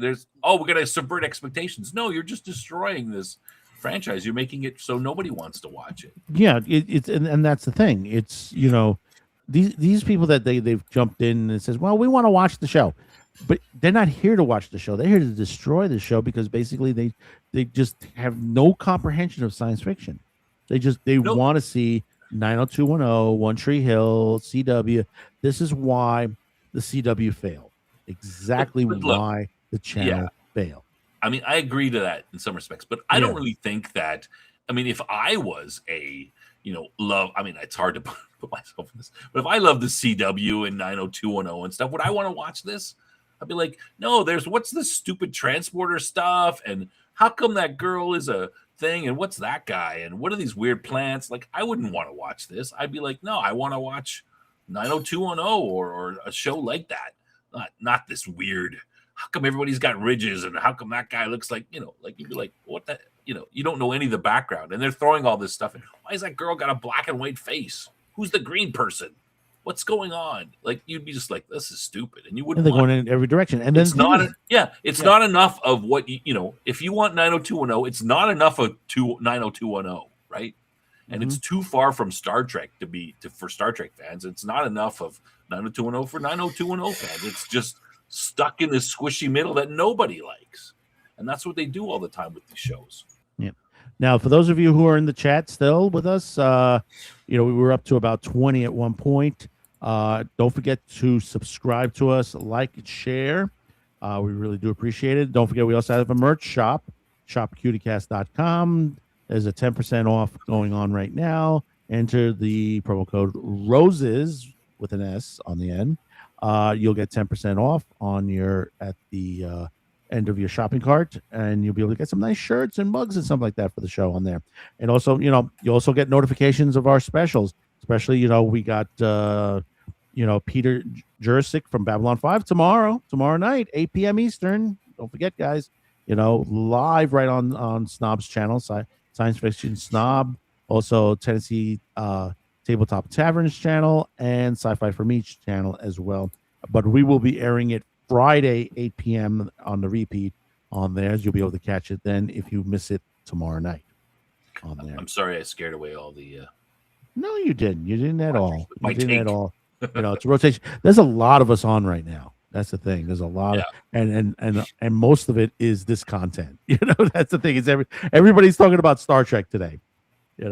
If you want to, I'm curious about what you guys think about the future of this. I mean, the show is obviously over. I mean, it's not going to go any more than. Well, if it's the situation that Jason told last week about his background people that or Cypress, I think it was called, Agent Cypress. If this is completely 100% true, they could Batgirl this. They could show this in another 2-3 more I'm curious episodes. to what you think about that.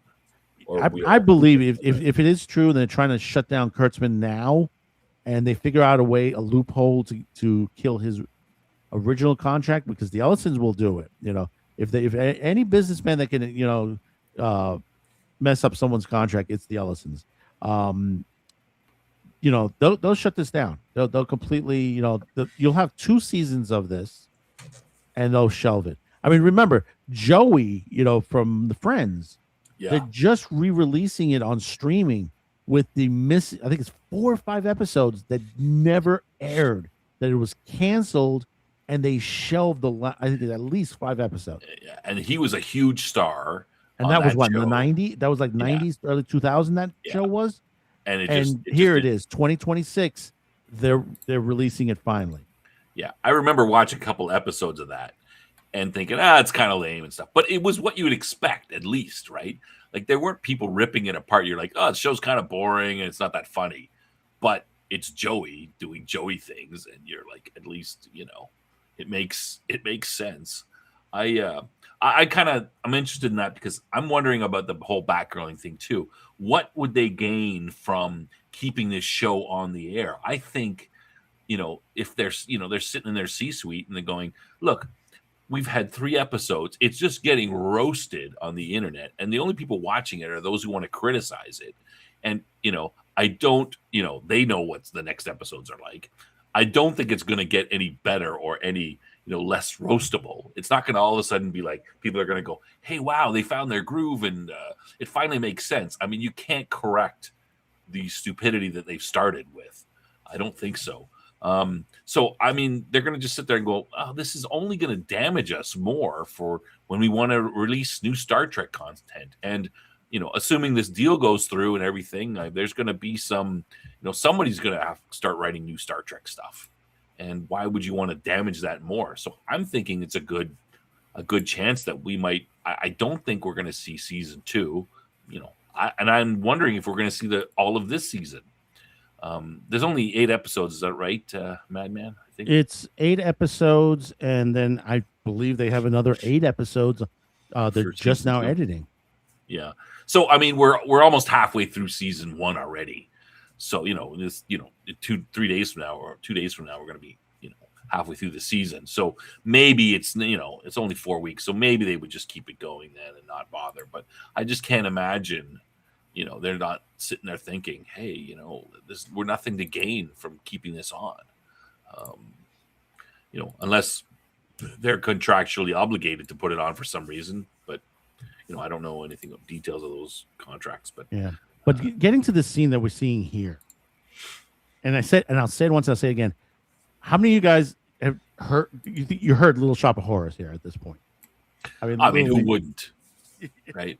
I mean, now these guys in the war college, they're going to have to live with these plants forever. Forever. Yeah, like that's just they have to move buildings. because they can't get rid of the plants. Like that's not. I mean, that's just stupid, right? Like, first of all, I thought was that okay. Well, why don't you guys just do this in the beginning instead of having all this? You know, we're gonna fight them with the lasers and stuff. Just go and sneak into their rooms and squirt the thing like you did, and have the plants grow. Like, why do we have this whole? Why don't you start with that? Like, just do that if you all knew what was gonna happen. And you know they grow so fast. And Yeah, I mean, how are you gonna live with these? I mean, it's either Little Shop of Horrors or freaking what's her name from Batman? It just like literally just, Poison Ivy. Poison Ivy. Poison Ivy is just dropped plants in that area. Yeah. You know? Come on. Like these cadets are gonna get pissed off and they're gonna start, you know, these plants are gonna be cut down. Oh, I don't know what happened, officer. Someone must have come in here and chopped the leaves off when I wasn't looking. I was at school all day. You know, like come on. Yeah, How can you how can you live with these giant plants in your room? Like it's just you know, and I mean, this is the whole series in a whole. You know, as far as this so far, 3 episodes in, and we got this, and it's. I mean, the characters themselves are just obnoxious. I mean, people say, "Well, it's like the Breakfast Club and all that." The Breakfast Club characters were much better. Yeah, they were well-defined characters in the show. That's, I mean, in the movie. That's why that movie did so well. You know, where you did that, Pretty in Pink, anything that director made. You know, he knew how to write those characters. Here, you got people that want those kind of characters in the show, but you know, not realizing it. No, you can't have characters like this. You know, the times have changed. You know, romance has changed. It's, you know, what is it? Okay, what does it say about a show when 3 episodes in, we as the audience are still having trouble remembering the characters' names? Yeah, a 90-minute movie did a better job of developing these 5 characters, and even that they were tropes. They're all 5 of them are tropes, but yet we get character development in a 90-minute movie, details, interesting stuff that people still watch that movie and love that movie, right? But here we are it's been how many 3 hours worth of film, and they can't do anything like, you know, anything like that. It's just it goes through the writing. In the chat, Mao Mao says, "Imagine Wesley with these bunch of idiots." So that'd be interesting. And then I'd like to see that. And then Keikor45 says, "Day of the Triffids. Did they lose their empathy and turn and want to invade San Francisco?" If anyone's seen Day of the Triffids, great movie. The original, not the newer one or the BBC remake. The original Day of the Triffids. That was such a good movie. Hey, there you go. That's like a science fiction that you might want for a Sunday night, Snob. Yeah. Instead of doing, I was looking at that. I was looking at Death Race and Death Race 2002 lately. I'm like, that might be fun. But I mean, if they had made these plants, like it would be a little more. I mean, they're parrot plants, right? So they repeat what you say. But so who cares? Like it didn't catch them saying anything interesting. If they had made them, you know, like I don't know, empathy plants, so that you know you had to be super calm and relaxed all the time in order to keep them under control so they didn't attack you or something, then they could have some fun with the, you know, the whole I have angry thoughts towards you other cadets, and now I've got to, you know, think nice about you, otherwise these plants go crazy in my room. I mean, that might have been kind of funny or interesting, but no, the plants don't catch anybody saying anything, you know, embarrassing or something. So what? You know, oh no, they repeat everything they say. They're parrots. They're just literally. I know, but you say something and the thing about it is because there's more than one of them. It's going to be like a vine of them going down and be like, "You're an idiot. You're an idiot. You're an idiot. You're an idiot. Well, you're an idiot." yeah, and that's my point. But we didn't actually hear them. Like if they had said something in private that was, you know, embarrassing. Oh yeah, I know. That was then passed around all over, but we didn't see that in the show, right? Like. No, like that didn't happen. I'm saying that's what not you yet. Should. You want to You make never a know joke. that they may write it in that way. We're never going to see these plants again. It's going to be Mark. I mean, maybe we will. I shouldn't say that. I could be wrong.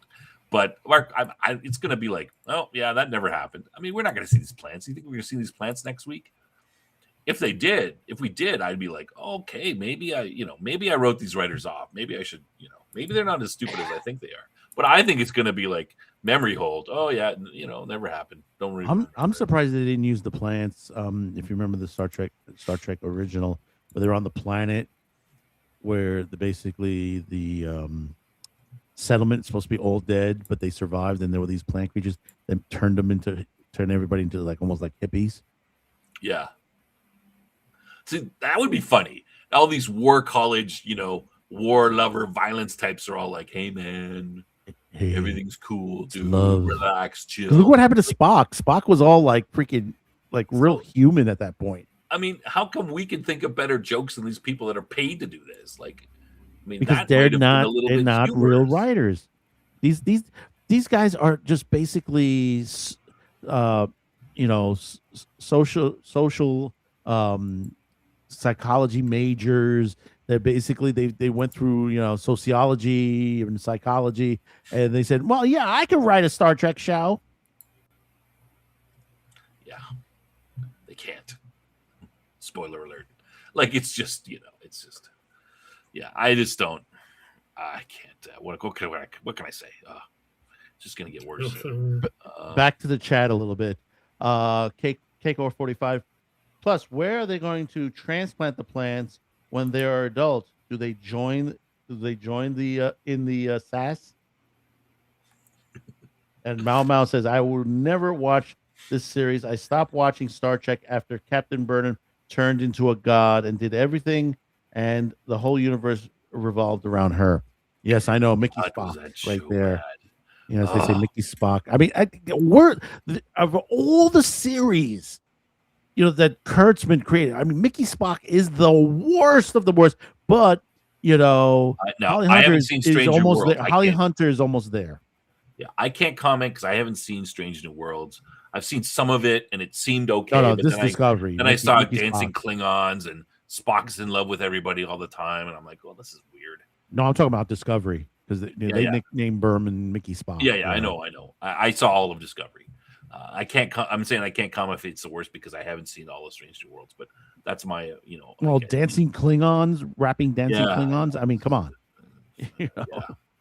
I mean, it is just, and the thing about it is, and Mao said in the chat, Janeway might be either a descendant of Janeway or somehow Janeway is going to appear somewhere. Well, in Janeway was a hologram in that kid's Prodigy or something. Maybe they bring, who knows? I mean, I think if I was Kate, I would be like, oh, I don't want to attach myself to this garbage. Might be too late, but he's just like, be pulling the plug. Don't air my episode. I don't want to be, associated with this at all. But Kate Mulgrew, yeah.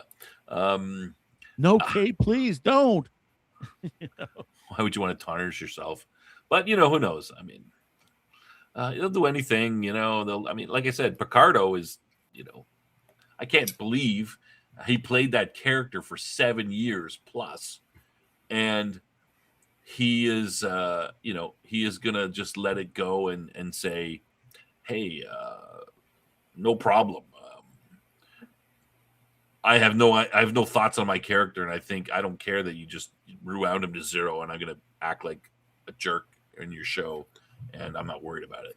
So I'm kind of surprised about that. So, but no, it's and the thing about it is, okay, let me put into this perspective and showing you, true Star Trek. Star Trek the motion picture. A lot of people criticize it and say, no. Look back on it. And I tell people, look back on it, especially now that they've remastered it 4K. It's beautiful. It's beautiful in 4K. You got to think of what they were writing back when this movie came out. They weren't making Undiscovered Country. They weren't making Generations. They were, all this or all these were on there. They were making Star Trek, the original series. Yeah. And what they were doing is they had a story that would be as if it was part of Star Trek, the original series. Yes, I agree. And they figured out, well, we didn't do too well. Let's do something. Yeah. Let's ramp it up to make it a blockbuster. It was their first movie. and that's why we got Wrath of Khan. Yeah, it's their first movie, and they're trying to make they're making an extra long episode, right? And that was part of the problem in that they're like, okay, well, how do we make this longer? Okay, let's go through V'ger for a bunch of time. Yeah, we need more shot, and it kind of drags, right? It kind of drags, but but the story isn't that bad. You've got Decker, and he's a little pissed. He's been taken over. Jim parachutes himself in. I'm an admiral. I'm taking your ship. They gave her back to me. Is it they Yeah, gave her back to you, sir? Often an admiral would just sort of, you take me where you want to go. You're still in charge of the ship, right? But no, Kirk's got to get in there, and he's like, I got to get in the ship. It's been so long, right? So he kind of steps all over him. I mean, there's some good storyline ideas in there, and a little bit of back and forth and stuff. But I mean, it's not. You're right. I mean, it's not the greatest movie, but I mean, it's in my 10 top. shoulders above this stuff. I mean, my top on the Star Trek. movies is Motion Picture, Wrath of Khan, Search for Spock, and Undiscovered Country. I loved Undiscovered Country. I mean, it is, I have it now in I bought the 4K one too on that one too. That is such a great transferring of the series over, ending one half of the story, moving toward, Next Generation. But, you have the point where, you're dealing with the Klingons, that basically, they could die out and all this. And, the anger that Kirk still has because of the death of his son, a son that he didn't know. He didn't raise him. It was his ex was the one who raised him. Carol Marcus raised the son, not Kirk. So he never really truly knew him. Yep.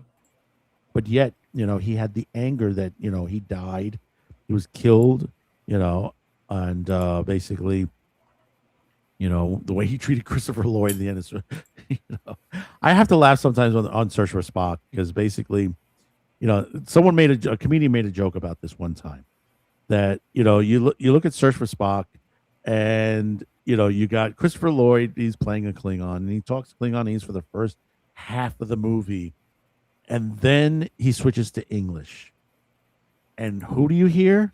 All you hear is Reverend Jim. In this perspective, you don't want to give me the Genesis device, Admiral Kirk? Okie doke. Because that's what you hear because he's just coming off Taxi. Yeah. And Reverend Jim, I think of all the characters, I think that Christopher Lloyd's done all through the years, besides Doc Brown, all that. Reverend Jim is one of the best characters Christopher Lloyd has ever done in a TV series. Yeah. Yeah, sometimes it's hard to say that, but I mean, it's just crazy. This whole. Yeah. What do you guys think about the We don't have Jeff back, but Outpost, give us the Vulcan. The Vulcan who's like, we do pranks because it's fun. Really? Is fun logical? Come on, Outpost. Give us that love that you want to give this series.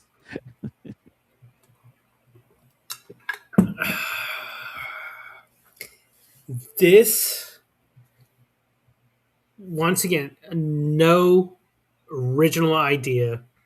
Every day idea they have is just ripped off. They don't understand Vulcans. They don't understand how people change over the centuries. This show needs to be erased. This show is a waste of time. This show shows you in their casting of Stephen Colbert that you could be a righteous dick to half the country, and if you suck the dick of the right people and think the right way, you will get put in he will get put in two of the largest IPs in the world. He was in Lord of the Rings because he was in The Hobbit, Colbert, and now he's the Digital Dean. I hate that man. That man needs to go off the air. I cannot wait for this year to get through so we will be done with him on TV. He has not been funny since Strangers with Candy in the 90s, and he wasn't really that funny in that. Holly Hunter, her character is one of the worst characters in Star Trek.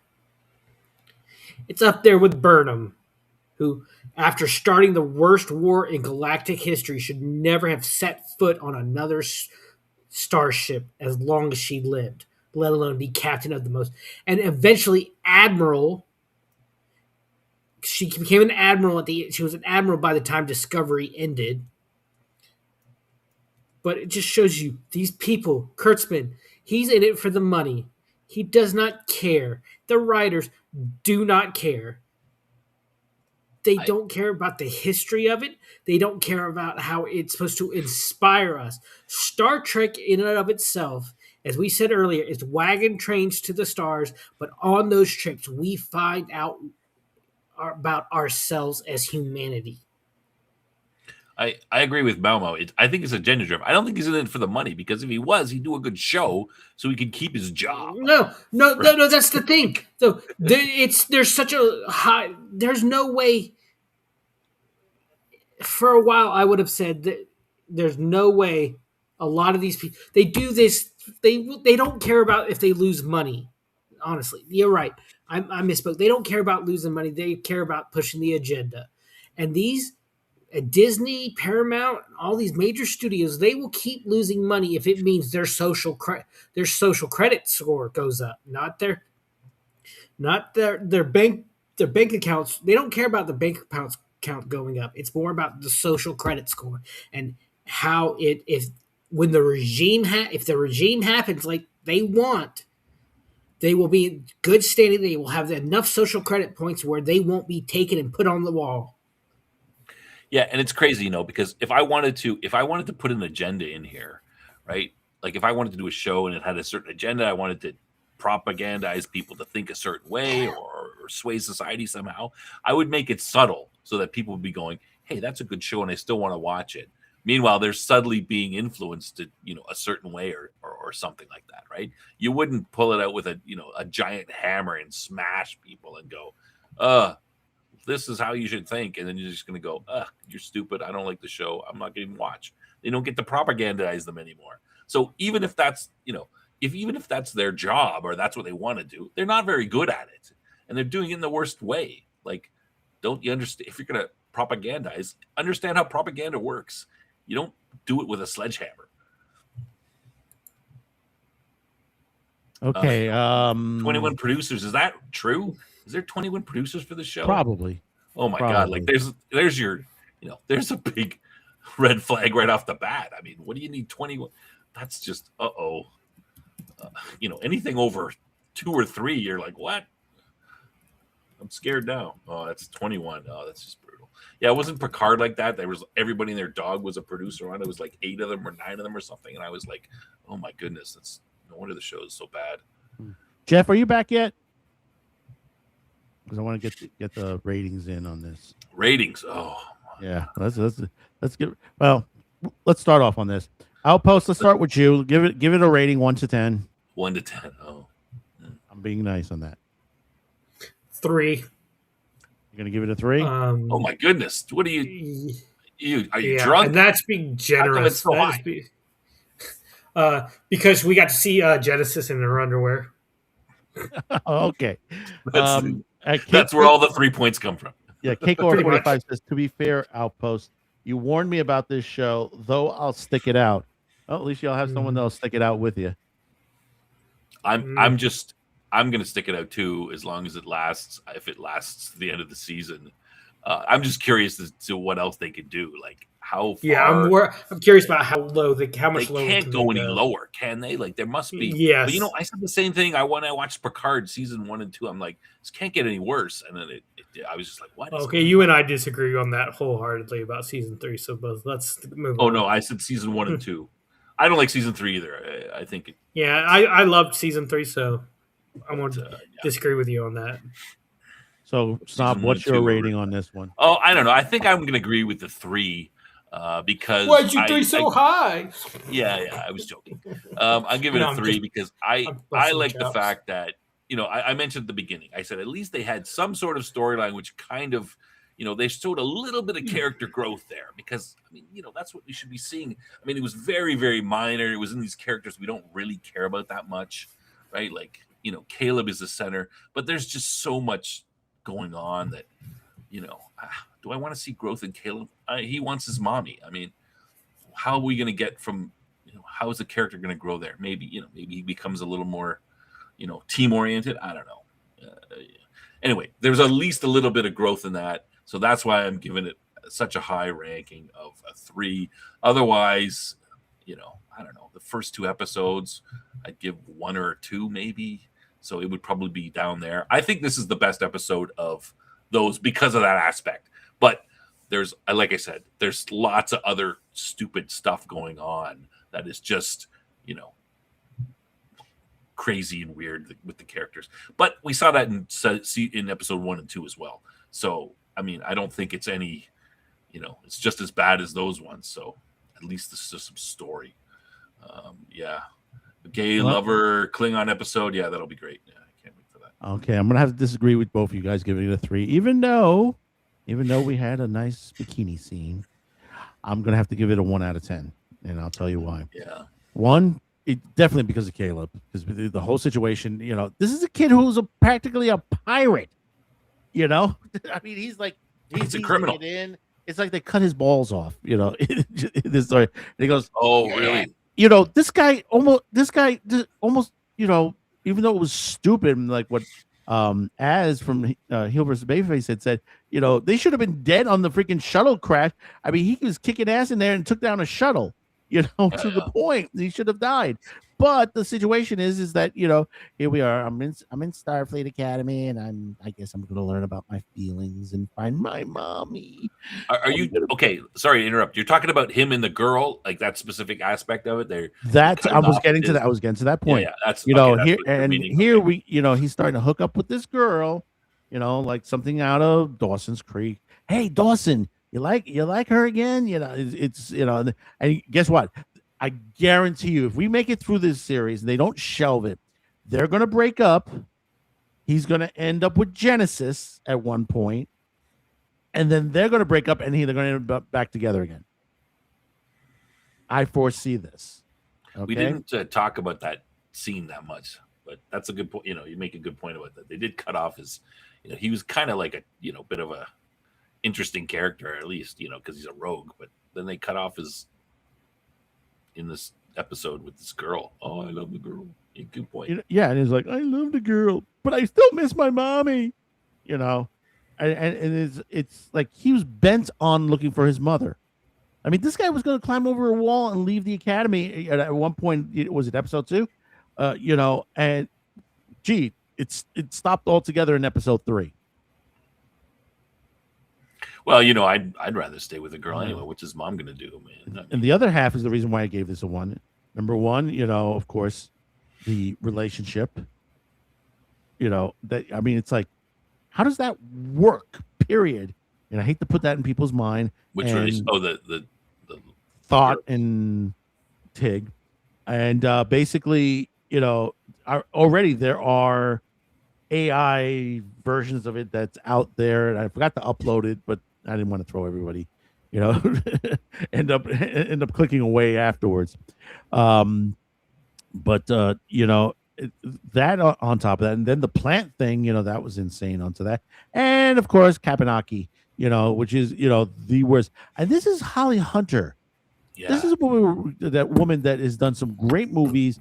Nicolas Cage and her were great together in Raising Arizona. And she's done a lot of other films, and then for her to do this, it's like, talk about phoning in some of her roles. It's like this is her worst, the worst to that point. This has got to be the worst portrayal of a captain ever. Like, it's just completely un-captain-like, and I don't get it. Like, it's just, I just can't understand any of this stuff that. And how did she make it through Starfleet Academy? That's what I want to know. That's the thing that gets me. Still, you look at the series, the older series, when they talk about Starfleet Academy, and the kids are more proper, they're more exact. they're like, yes, sir, yes, ma'am, to the point. And Aki is like, stepping into Eden, yay, brother. I mean, that's what you kind of expect. And they get her because she remembers Starfleet Academy was.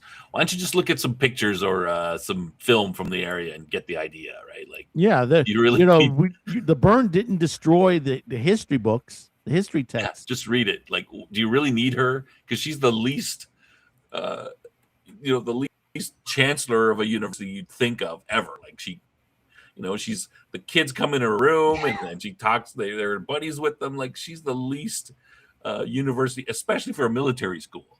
She's the least professional military Starfleet officer you've ever seen. I think. Like, I'm back. Why the heck would you even put her in charge? Just in time. What am I rating?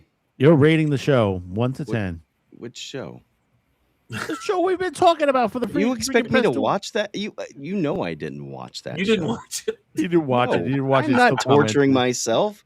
I'd rather gouge my eyes out. You've been There we go. punished. You've been a bad boy. You need to be tortured. I am Like the not. rest of us. Guys are cruel. That's cruel and unusual punishment. That's what I wouldn't- she didn't gets watch the it? tree with I the wouldn't. connection. I wouldn't force a Why are you here then? serial What killer. the hell? He told me to come on. Oh, I'm just following orders. Yeah, just following orders. Yes. Yeah. So I got that written next down. week, Negative which 10. we'll be back next week if the Negative episode 10. drops on Thursday. We'll be back here Tuesday on there. The next episode is Vox in Exilo on there, which is supposedly a Klingon episode where we're going to talk about feelings again, Right on. but Klingon my feelings. feelings. Yes. In other words, we're going to get the backdrop on Klingons. you know. Klingons have they have anger. That's their What are the feelings Klingons have? Hate and anger. That's it, Yeah. right? We're gonna Lust for battle, deep maybe. into Jaden. I mean, Joy of violence. Jaden. I don't know. I think it's just gonna be like it's gonna be, hey, we gotta subvert the expectations with this guy, so it's gonna be a bunch of, and we're just gonna be like, I'm gonna be. Yeah. Here's a Maybe I won't be given probably won't be given a 3. That high. Yeah. So before we go, of course, obviously we have to talk about everything else. Yes, that's a great picture. Adam Yeah. Nawu and that's Jeanette. Jeanette on Yeah. there. That's a great picture. That's at R.I.P. the lakefront in St. Cloud, Florida, where his parents live, and we lived. So I'm glad I took the picture, so I'm not in the picture, but he was really nice. He was an inspiration for a lot of people, a lot of YouTubers, and I know what is it? Tampa J just moved up here to this area, and of course I've seen some of his stuff. He didn't do stuff for a couple of days, and they all come up here, anyways. They like to hit up Dollywood, which is not too far away. So, I would have not considered him to be obese, but I guess technically, the whatever. It's a shame, So get yourself checked, guys and Exactly. gals. I can, as somebody who's already had a heart attack myself, don't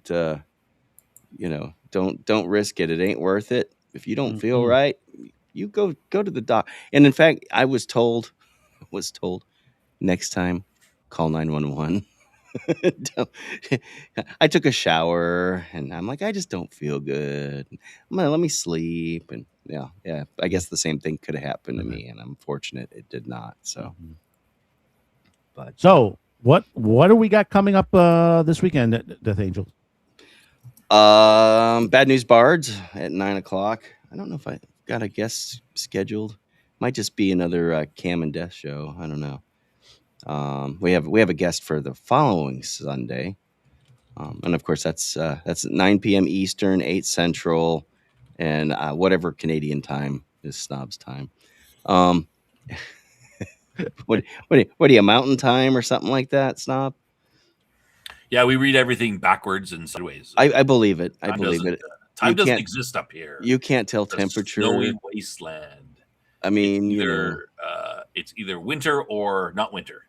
Yeah. Well, it's 35 degrees outside right now, and you're like, wow, that's hot. It And is it's like 35. I mean, that's like We're 20 here right now, and we're getting another storm this weekend. 20 is shorts weather. That's nice. No, 35 is too hot. You got to hide for 35. I mean, And it's like 35 35 in 2 Florida. degrees above freezing. 35 Central above Florida, freezing. 35. You sweat your It's 50 where I'm at. 50. Yeah, that's cold. That's cold for that territory. Oh yeah, That's that's cold. pretty chilly. But I know this morning I was watching one of the YouTube streamers. He was getting on on the Tron ride. He says, "Oh, this is going to be bitter cold going on the Tron ride. It's 35 degrees getting on a roller coaster." I saw something that said they're expecting teens in north central Florida. Yeah. So we got in the teens last night. well, they're talking about north central Florida. I mean, like just north of Orlando. That's pretty. That's not North Florida. That's Central Florida. I said north but- central Florida. Oh, I didn't hear Central. Yeah, so I grew up in Central Florida, right? I grew up on the south side of Orlando, Mhm. but the north side, Ocala, would be considered like north central Florida. Yeah. Outpost, what do you got? I will be doing a live stream talking about just my favorite like starfighters in stuff. I'm going to be talking about some from the 80s, 70s, 80s, and a couple of obscure ones that I don't think most people know about. So tune in and see what I'm talking about. You got lots of pictures? Yes, and I've been looking up the specs too. That's cool. Cool. So I couldn't choose between for a few minutes. I'm like, should I choose between the X-wing or the U-wing? Because I love the U-wing. You don't like the B-wing? Jesus Christ! I guess not. No. Complete with dropping the bombs. That was so stupid. I forgot you're in a zero gravity environment. You can't drop bombs. Yeah. Well, you're in space. Yeah, but you can still. But they're not going to fall exactly the way that they did. No. And that's the thing that I'll be talking about, like starships that are, or starfighters that are almost like jets in space that kind of go against physics, and then Newtonian physics ships that have to use thrusters, like the Star Fury. Oh yeah. Star Fury actually has 6 thrusters, and which allows it to. That's why it's such a deadly fighter in the Babylon 5 world, because it can move on a dime. It can literally move, Flip around. Split second, move around. Oh, it's one of my favorite ships. Yeah. It's Sounds cool. Which it was inspired by another one of my favorite ships, the Gunstar, which I will be talking about from the Last Starfighter. That It's very similar, eh? The look of the Gunstar directly inspired the Star Fury. And JMS actually did consult with some physics experts. Yeah. So accurate. The show took a lot of inspiration too from other sci-fi properties, like the Great Machine is directly from Forbidden Planet. That Leslie Nielsen, one of Leslie Nielsen's early non-comedic roles, and I think Zahadun was the name of the planet in Forbidden Planet as well. Oh well. No, I don't think it was called that. But anyway, Jason Hunt live from the bunker on there at Sci-Fi for Me. This week, I think he's basically. I'm not sure. I know he's handling some family detail on there, so we're not sure when he's coming on. But he should be with us tomorrow night at 8 p.m. Eastern on there. And then where are we? Oh, I'm lost. Okay. Sunday, Top Lofty Lounge. What do we got for Sunday yet? We don't know yet. Haven't decided. I am working on some things with Cam. I'm throwing ideas to him. You know, he mostly craps on everything. You had a good show last week. You had Damnation Alley on there, even though we wanted Zardoz. I thought it was good too. Well, you blame Cam for that. I wanted Zardov. It was a tie. It was a tie, and I didn't want to take the blame, so of course I threw it back to him, and I said, "Hey, you pick." And he's going, "Damnation Alley." He didn't want to see Zardov, and then you know what he says to me after he sees the movie? He's like, "That sucked." I'm like, "Okay, great. Well, you picked it, man." I mean, it was. Well, watch our show and you'll see what my thoughts are. What I think it's interesting. It's very interesting, and the best part of the show and the movie is all the crazy things that happened. What making that movie, the production stuff is just unbelievable. But anyway, this week, we're not. I've been pretty focused on tomorrow. It's a very big deal. The Babylon 5 retrospective. We got Peter Jurasik there. We don't want to screw it up. He's a pretty big name. We want to get some good questions. The chat will be open. Super chats should be open. You can come in and do, In fact, he just called me a few minutes ago. Episode, yeah. Oh, so he's good to go. He didn't I get. cancel. Well, as soon as we get off, I'll call him. You got to call him back. Okay. I got to call him back. I just dropped the link for the questions. Please, we need more questions. We got a good list. It's growing, but we're running out of time here. We got a lot of questions. Actually, we do have a lot of questions, but You hey, got a lot of listen, questions. a little bit more. Couldn't Hoyt. Yeah, because we're going to go through. We're going to pick the best ones for the portion that the audience portion. So if you have a really good question, it's more chances you're going to get yours on than not. If it's a bad question. Yeah, we got a list. Some guy named Outpost Nerd or something posted like a whole bunch of them. God, he sounds like a douchebag. Oh my goodness, There's like 50 of them. trying to steal all the I questions. know. I'm like, damn, dude. Hey, he was doing what he was told. He was told the other day, ask as many questions as you can think of. And he stole one of mine. I don't think we said as many as you can think of. Yes. Some. I will. It's like one of his first ones he stole from me. That's why I gave Jeff the job of going through them all. Yeah, I'm gonna round them all up tonight, and so get them in there now, folks. Please, I think I'm gonna make one more plea to the usual Twitters and whatnot. I've been posting ones that people have sent me directly in there. I've got a couple of them that I've dropped in there. Jeanette asked one, of course, and I've got a couple of them I think I've dropped in there. My buddy Tony, and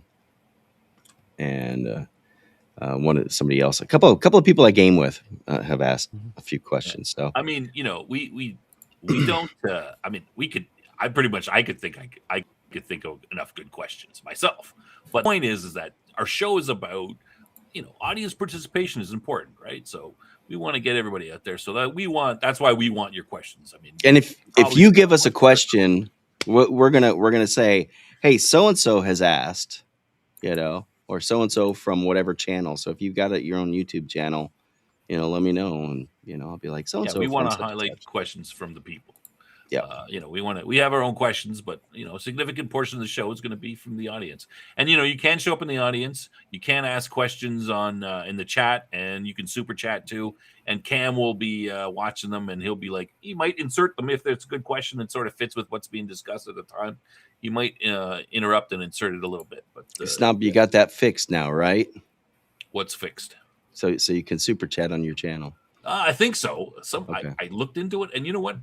It turned itself off for some reason. Like I'm Really? like going through and I'm doing this. I'm like, oh, maybe I should just double check this. At first I thought it was with AdSense, but it wasn't. I clicked on there and it says, well, make sure that you, and I clicked through and I'm like, how come all of the super chats and stuff is all turned off? How did that happen? It was surprising. I couldn't. Well, we don't have super What the chats heck? here, but what you can do is we have a merch shop at shopq2cast.com. We are giving an additional 10% off on there. Type in roses in the promo code. You'll get 10% off on there. We got some great shirts. We got some Valentine's red shirts out right now. It's on the top of our screen. It's waifu stuff. Is that my wife is a waifu and all that. Really, really cool stuff. Or if you want a Madman Cafe shirt, we got our also Madman Cafe shirts out there as well, and pillow. We still have the pillows also for the sofa on there, and of course the mugs. They're still available on there. So and a percentage of the proceeds come right to create shows like this. It helps us boost the shows. Same thing with super chats and all that. That helps us along. And I gotta create merch for myself. Yeah, you need to get a couple of shirts there.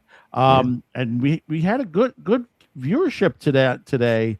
So thank you all for showing up on there. Next week we'll be here next week, long as the episode drops. If Paramount if actually it's more like Skydance, if Skydance decides to Batgirl these series, well then we'll be here next week and we'll be talking about thank God that they pulled it, but still this is a show that even Taylor Sheridan shows are beating it out in the ratings, in the overall ratings on there, but we're still waiting for Nielsen to come out, and I know we're gonna have a big shock on it, that it'll be really lower than anticipated. So, ladies and gentlemen, thank you for tuning in. Thank you on there. We got a video hitting in less than 30 minutes. I believe that's the one, the Section 230, that another politician in Florida is putting up a paper to remove Section 230. So we have discussions on that. Tomorrow we got two videos on that. Besides that, we'll be going live at 8 p.m. Eastern.